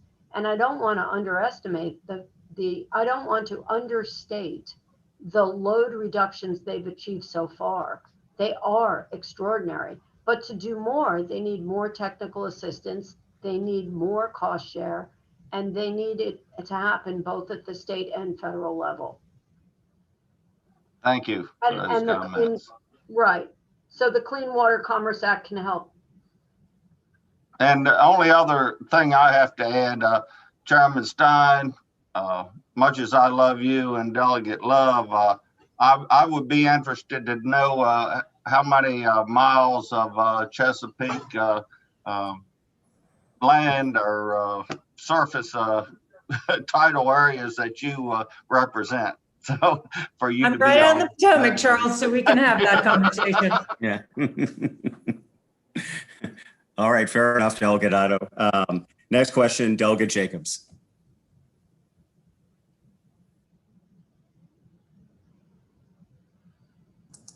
All right, I think I'm on there now. We hear you. Okay. Well, every year we have the State of the Bay, and it always gets my blood flowing good. So, like the Bay. So I got a lot of notes, but interesting. And of course, that a lot of what I talk about is the Conowingo and the Conowingo effect, and I have been doing so since I've been in the General Assembly. I mean, there was kind of a big denial factor of it when I first got elected, and it's good to see everybody at least recognizes the fact that the reservoir is full and that really is trapping nothing. Fortunately for the Chesapeake Bay this year, all the storms really missed the upper part, and we didn't have a big flow coming through. The flow of water coming across the dam hasn't been as excessive this year as it could have been. And therefore, we've seen some positive results in the bay, especially with the growth of oysters, with the higher salinity count, and some better dead zones, or improved dead zones, I'll call it that way. Not that they're not still there, but we've seen some improvement there. But I guess it's disappointing to hear that there's very little, and Ann, you brought it up about the offsetting the nutrients passing across the Conowingo Dam. I mean, this is a real issue, that we're not trapping any sediment, we're not trapping any nutrients. 40% of the water coming into the bay comes across that dam. And we in Maryland, which has always been my gripe, we're downstream. We catch all of this. So we're ultimately responsible one way or another in meeting our goals of treating pollution that came from somewhere else, came from another state. And Pennsylvania, I mean, they're one of the 6 states. They're going to have to meet their requirements by EPA. So it's not something that we're going to have to make them do. They're going to have to do it whether they represent Pittsburgh or Philadelphia or Harrisburg or Lancaster County. They still, as a state, have to meet it. But my big question is, this $53 million a year estimate, and which is a very low estimate per year to meet, to offset the nutrients passing through the dam, that's also with a huge agricultural element baked in. Isn't that correct? So that's a low number, and it's baked in with a high input of agricultural practices into that. I mean, some of the estimates are $368 million a year or higher. Isn't that correct? No, so the difference there is that there are two watershed implementation plans. One is for Pennsylvania, and then of course there's New York's north of there. And then there's a separate one for the Conowingo 6 million pound additional load. Correct. So the $324 million number that you often hear, that's the gap in funding for Pennsylvania. Pennsylvania's total need is over 500 million, but the gap is 324. The other is the Conowingo, and they estimate that load will cost about $53 million a year. That's almost entire, or I think it is entirely an agricultural load. That's correct. That's correct. But that number is a low number. Some of the estimates were as high as 368 million to reduce those nutrients, from what I understand. I mean, that 53 was really on the low side, and it was really based on the agricultural issue. And I'm just trying to establish that is all. But yeah, I don't know about the number. I don't know about one of the others. I don't know about the other number. Well, I mean, neither number was generated by us. We did work on the 324 million pound gap. That was a part of the Pennsylvania whip, because our chairman at the time, Representative Everett and Morrell, chaired that committee. But we were not involved in the Conowingo estimates. Yeah. Okay. Well, anyhow, here, but these are real numbers, and the fact that everyone recognizes that the sediment, the reservoir is full. I'm glad to see everybody at least agrees with that. So we have a baseline. But what's going to come over that dam is going to be variable based on storms, which, according to your information, is going to increase. The storms are getting bigger, whether it be climate change, whatever factor you want to factor in. If they do get bigger, we're also dealing with an Exelon Maryland agreement over a 50-year period that does nothing to address the sediment. It's $500,000, I believe, in the whole agreement, in the settlement portion of it. I think it's even less. Yeah, well, I'm just saying that's the biggest number of the whole agreement over 50 years is $500,000 to address the sediment, which we're all talking about the sediment being an issue, and the pollution that's going to come over that dam based on the fact that it's not trapping anymore.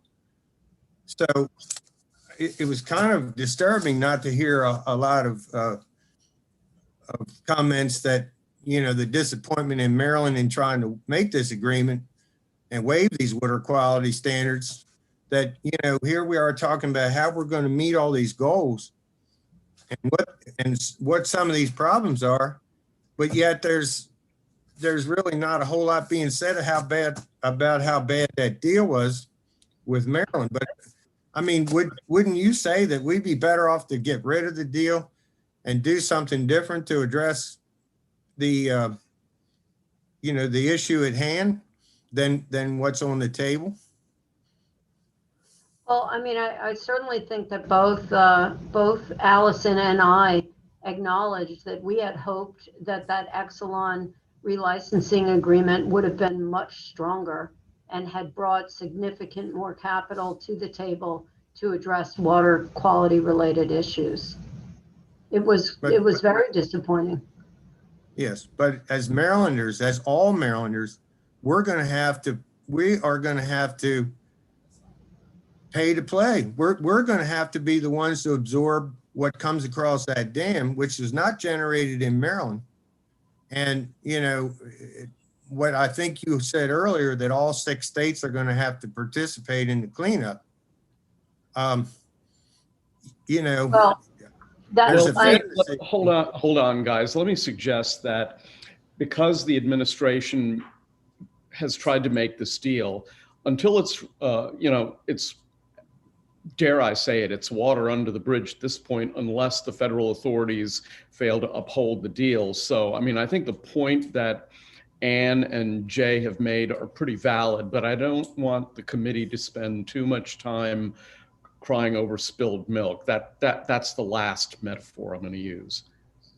Mm-hmm. Well, I don't want to cry over spilled milk, Mr. Chairman, but, you know, going forward, someone's going to have to be responsible for maintaining these total maximum daily loads. And that's for sure. And true enough. And we're dealing with a reservoir that's full. And if FERC does come out and agree to the deal, you know, we as Marylanders downstream are going to have to pay to play, so to speak. So it's very concerning, and that's what my concern is that, you know, we're going to have to. They're sending me some good stuff on here about drinking almond milk and things. Crying over spilled almond milk. Right. I'll just trying to quickly. get serious. Yeah. As I try Jacobs. to get serious, you know, it is a real issue, a real significant number for all Marylanders to have to absorb. And, you know, we have this TMDL, which is right around the corner. You know, 2025 is not far away, or 2030 is really not far away. And, you know, we need to get this thing right so that we're not bearing all the burden here in Maryland and absorbing all the nutrients because of a lack of trapping ability. Delegate Jacobs, if I could interrupt, Delegate Jacobs, I just want to say, I think, you know, the concern is very valid, and, you know, we're all, you know, clear that this is an important concern. Do you have any further questions, though, I should say, since we do have some more questioners to come? No, I will refrain at this time, but reserve the right to double dip later. Duly noted. Okay. Thanks, Chairman, if I may add, Sure. just real quick, you know, FERC hasn't approved it yet. There is nothing to stop, other than messy negotiations, from you all telling MDE to renegotiate. It is not a signed settlement agreement until FERC takes action. So if there is really outrage that is universal around the committee, you can voice that. Again, it's not final because FERC has not approved that water quality certification. It has gone on for a long period of time, and there could be efforts to redo that agreement. We have entered comments like that on the record, as have other partners. So it's not a done deal yet if people want to try to change what MDE agreed to.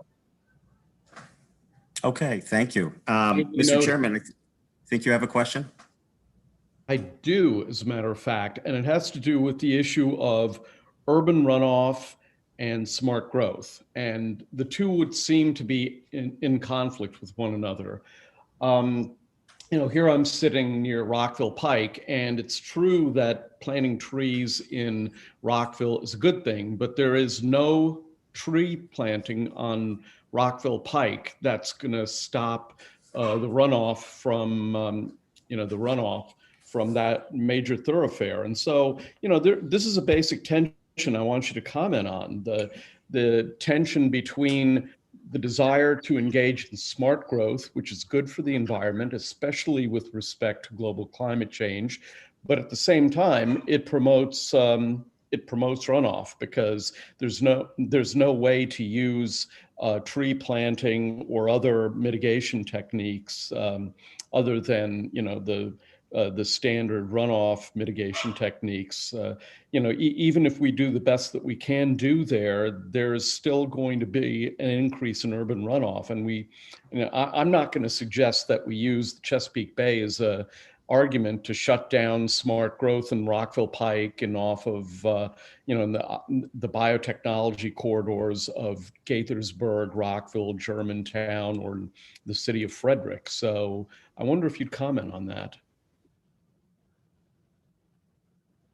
You know, I think one opportunity is to look upstream of those areas. You know, for example, you know, Rockville's part of the Montgomery County MS4. The whole county is considered the MS4 jurisdiction. So the reductions that need to happen are countywide.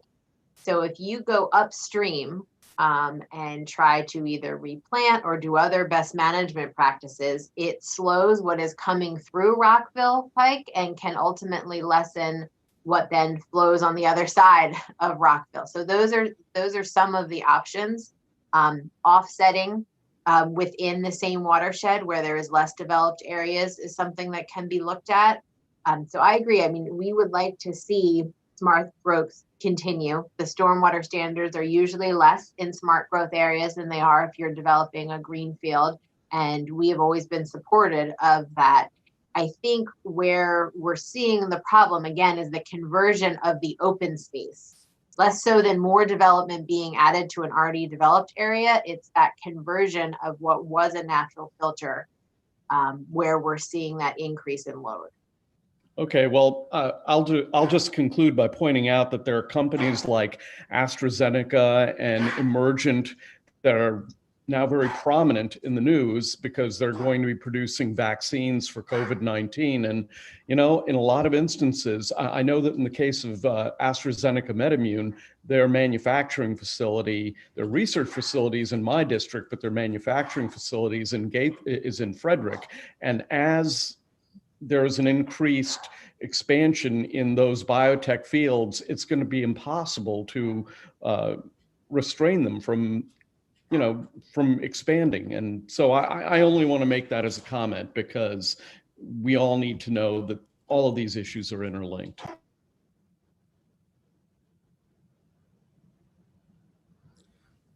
Okay, all right, thank you. I actually have a question for Allison. Allison, in your presentation, you referred to a Venn diagram, those practices that sort of hit the sweet spot of addressing runoff, resiliency, and climate at the same time. You mentioned trees as a good example. Are there other practices, other BMPs that that fit within that Venn diagram? Well, also call on Robin if she has anything to add, though I think she just went off camera. So bioswales are another one.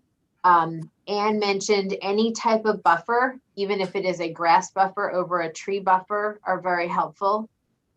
Living shorelines can be very helpful that way because they can help with the wave action, but also help trap some of the pollution compared to a hardened bulkhead. They're another option. We are seeing, and there's more science being done, interestingly, on oyster reefs, on whether or not, since they are, you know, they filter, they can slow wave action so that as sea level rises or as the storms become more intense, there's less battering that happens to the shorelines.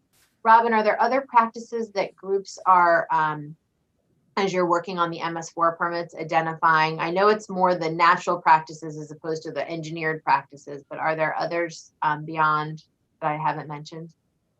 I think what you've mentioned are certainly some of the top. I mean, last year, the Bay Foundation worked on agriculture reform, and there we also see the importance of conversion from row crop practices to pasture and grazing. Yeah, I mean, I just like to reference, you know, what's been brought up as the focus on 2025 means that we've got to target the most cost-effective practices. And then also to reference what was raised by Delegate Boyce, there are all these different ways to achieve the WIPs. But why don't we then focus on the ways that bring us the best co-benefits, that bring a little bit more equity to our practices, in addition to improving water quality, they're improving climate, they're improving air quality, they're creating shade that mean that our buildings have to use less heating and air conditioning in the inner cities. So yeah, the focus is driven by cost effectiveness, permanence, which means cost effectiveness. You put a tree in the ground and it continues to deliver benefits for you with limited maintenance, right, over a 20-year period. And then those wonderful co-benefits. We talked about MPA. It's not just the bay, it's all the local streams that can really improve quality of life. They can improve economic value of residences. All these things coming together are the target right now.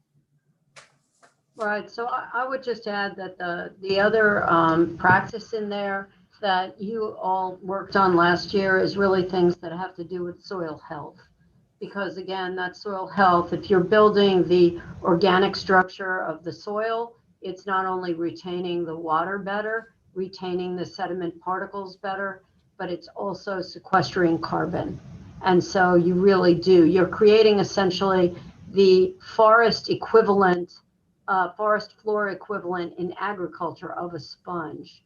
The thing I would say relative to the wetlands that Allison mentioned, as well as the trees, is that you want a situation where you essentially are creating a sponge. The most powerful part of a tree is the forest that it grows in that forest, that forest floor is the place where the nutrients are being assimilated, the nutrients are being captured. And so anytime you can be promoting those permanent practices, whether it's a contiguous forest or a forest buffer, that is ideal. Same with a wetland, because a wetland is the aquatic equivalent. And then if you are going to have agricultural land, then you want those permanent practices like bioretention facilities or again, the agricultural buffers, things that matter and don't go from year to year. They're really for the life of the farm. So I think it is really important. It's one of the reasons in the Clean Water Commerce Act that we've been looking at your support for permanent practices and for landscape and forest restoration changes, because it really matters. Just a quick follow-up question. Are most of these practices included in the state's phase 3 WIP plan to some degree or another? I would say they're included, not to the degree that they need to be, considering all the co-benefits. We saw a decrease in the amount of forest and some of these natural filters in Maryland's plan compared to the previous version. Okay, great. And related to that, in terms of trees, almost all of the WIPs, perhaps not Pennsylvania's, Morel, you can correct me there if I'm wrong, saw actually, there's been a real decline in the level of effort in terms of tree and tree establishment, buffer establishment. And so there's been a lot of discussion at the state and federal level about ways to sweeten that situation to better incentivize that. And it may have to do with technical assistance. It may have to do with programs like are being considered, whether it's paying for additional employees or additional cost share. But that practice is declining over time, and it's troubling. Okay. For Thank you. Pennsylvania's WIP, Anne, since you brought it up, it's very difficult to compare the phase 2 and the phase 3 WIPs in Pennsylvania just because of the issues behind Pennsylvania's phase 2 WIP, which is a conversation for another day. But as far as phase 3 and where we stand now, of all the practices in the WIP, there are sort of 4 groups of practices that have been identified as the most cost effective and should be prioritized. Ag compliance, just bringing folks into compliance with our existing ag regulations is one of them. But the other three all have to do with soil health and buffers. So it is very much highlighted in Pennsylvania's WIP as a priority. And in fact, one of the stakeholder work groups that helped to develop the WIP was devoted to forestry, and it is one of the major sections in the WIP, and that includes riparian forest buffers, and it's primarily driven by riparian forest buffers. Okay, thank you very much. Next, we'll turn to Delegate Terrasa. Yeah, thank you. Just to follow up on Chairman Barvey's question about smart growth and then our discussion about trees. You said, I don't remember who it was that was saying something about open space. Is there a certain amount of tree, I understand planting trees is important, but is there a certain amount of tree area within our smart growth areas that would is there a certain amount of, I guess, acreage or maybe less than acres within our smart growth areas that would make a difference, or open space within those areas that would make difference within the smart growth areas that might help with some of the runoff and with some of the other issues that we're discussing, so that you can have the benefits of smart growth, but also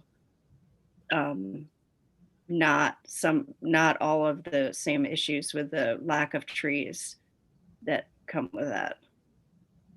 You know, many areas have set urban canopy goals for themselves and, you know, open space goals. I don't think there's a particular requirement in any of our smart growth laws that has like a hard and fast percentage or, you know, numerical amount that are required of the jurisdictions. But I think more and more jurisdictions are seeing the co-benefits and so taking it upon themselves.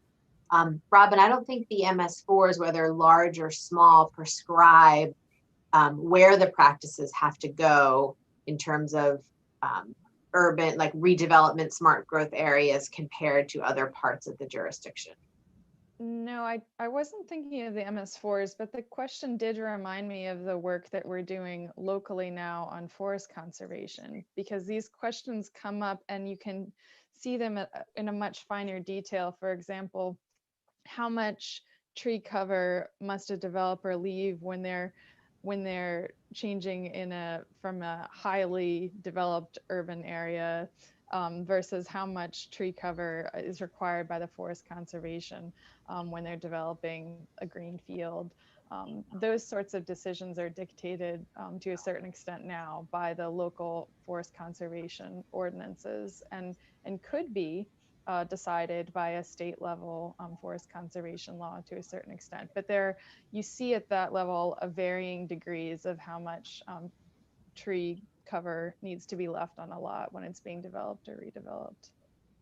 Right, and that to that point, I guess my question is not what's required now, but what amount would be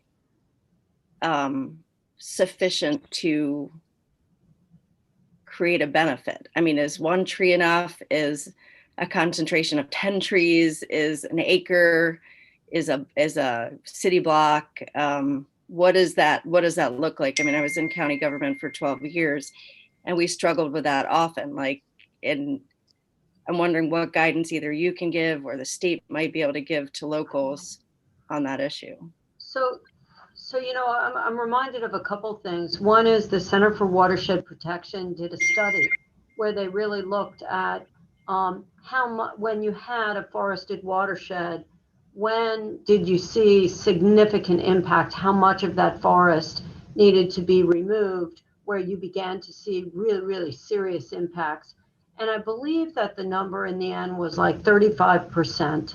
And so that at least helped me visualize to understand, okay, at what point are you dealing with real loss? So then the question is, in many of our urban areas, we've already lost that.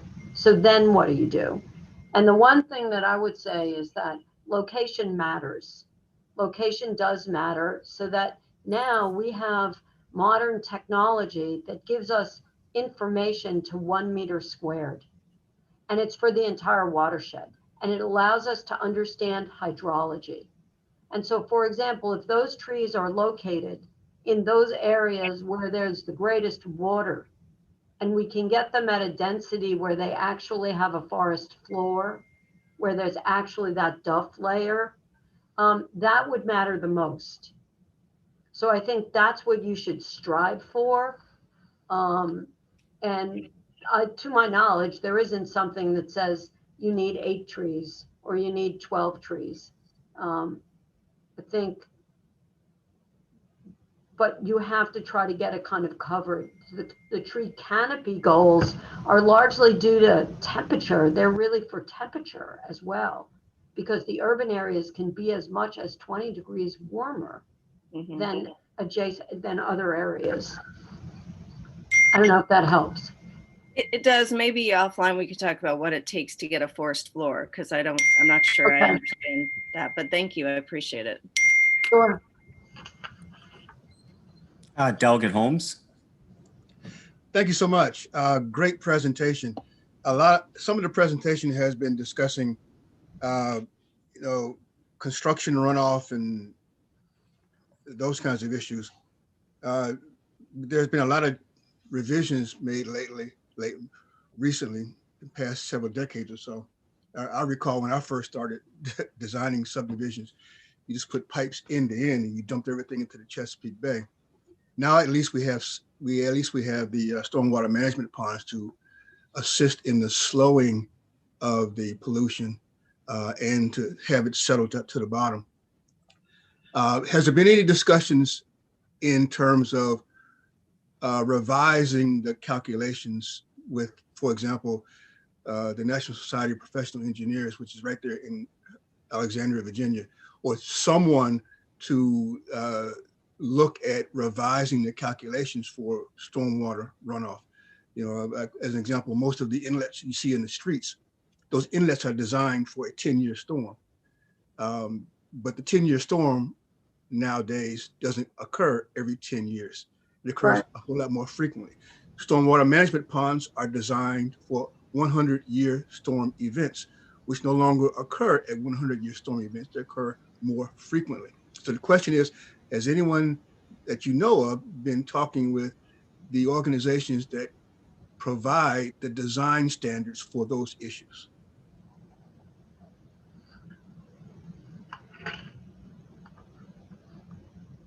I guess the silence means no. Sorry, I was writing the question down because yes, you and I have definitely had the discussion about how things have changed. When you first started building subdivisions, it was like get it off the property as fast as possible, have it pass through nothing, and get to the nearest water body.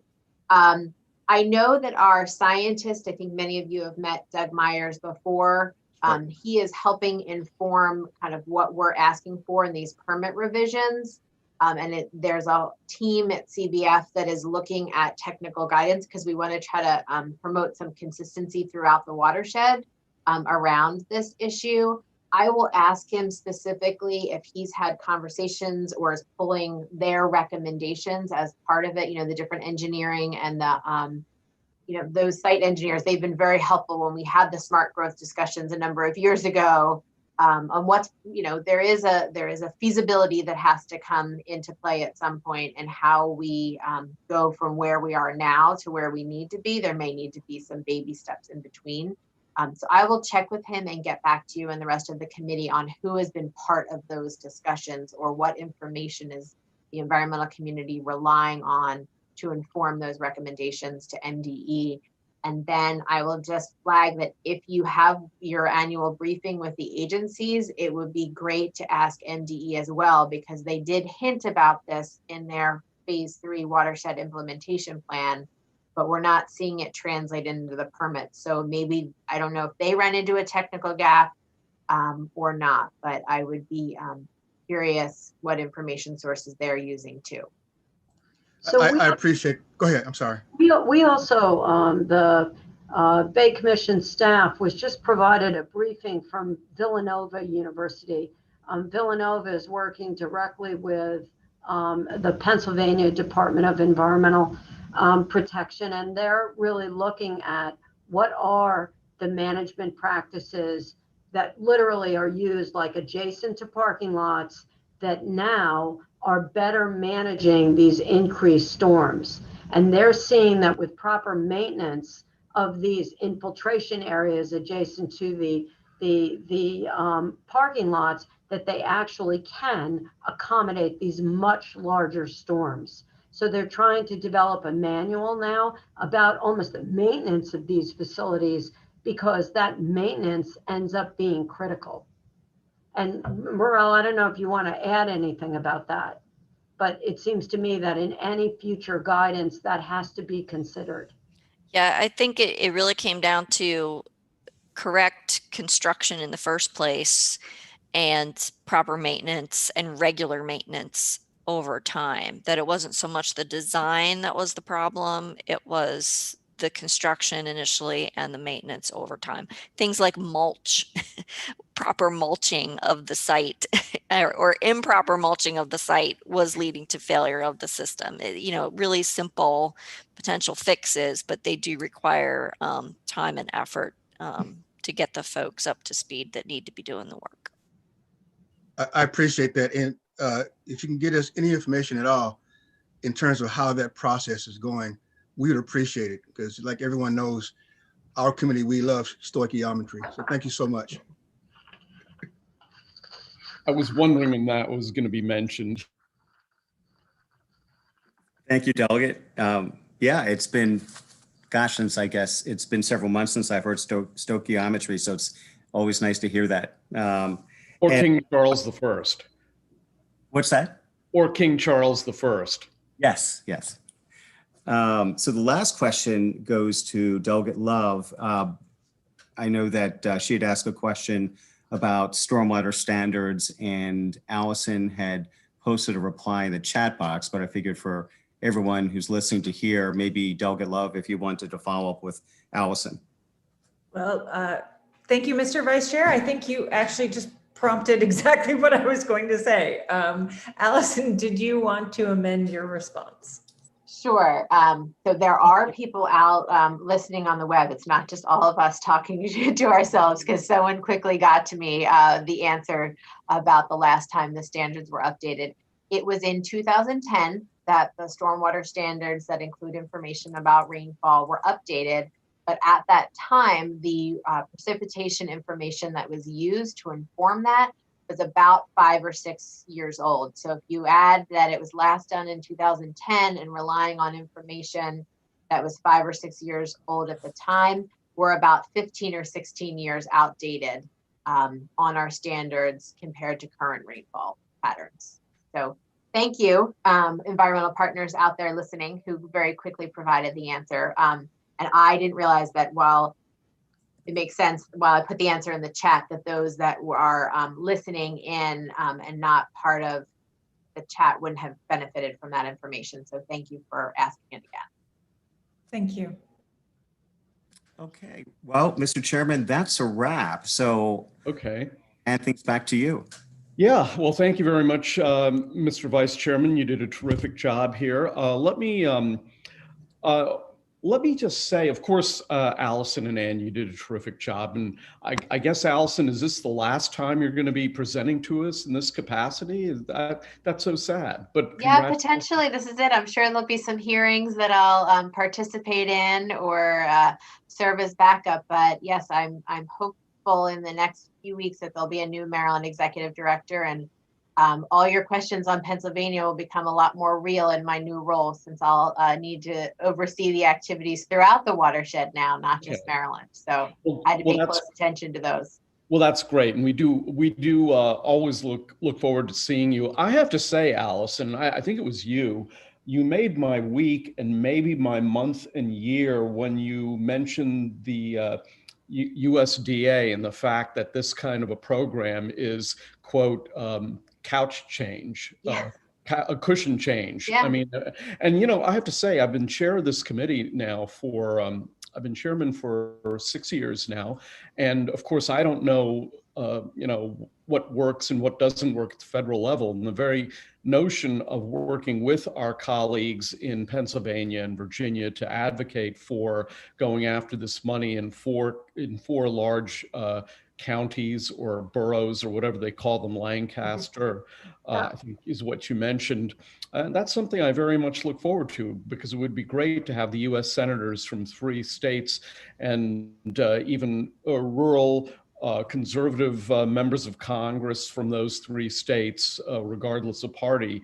It would be great to have them work together before the federal government during the next administration, because that would be a fantastic, because this is a new thing that I've heard proposed to us as a committee, and I think it's a terrific new avenue for pursuit, and I know you can count on us to be extremely supportive of that. And so without any further ado, I want to thank everybody for the terrific questions. I think we had a really fantastic conversation here. I mean, I think we had an opportunity, all of us, to really discuss in depth what's really happening. And in many ways, this is probably one of the best conversations on this topic that I've seen in my tenure as chairman of the committee. And so thank you to everybody. And of course, as I've said on all of these Zoom meetings, this is not the end of the conversation, it's a continuation of the conversation. So I want to thank everybody, and you're all free to go now. Take care. Thank you all. Have a great day. Thank you. Have a great day. Bye-bye. Bye.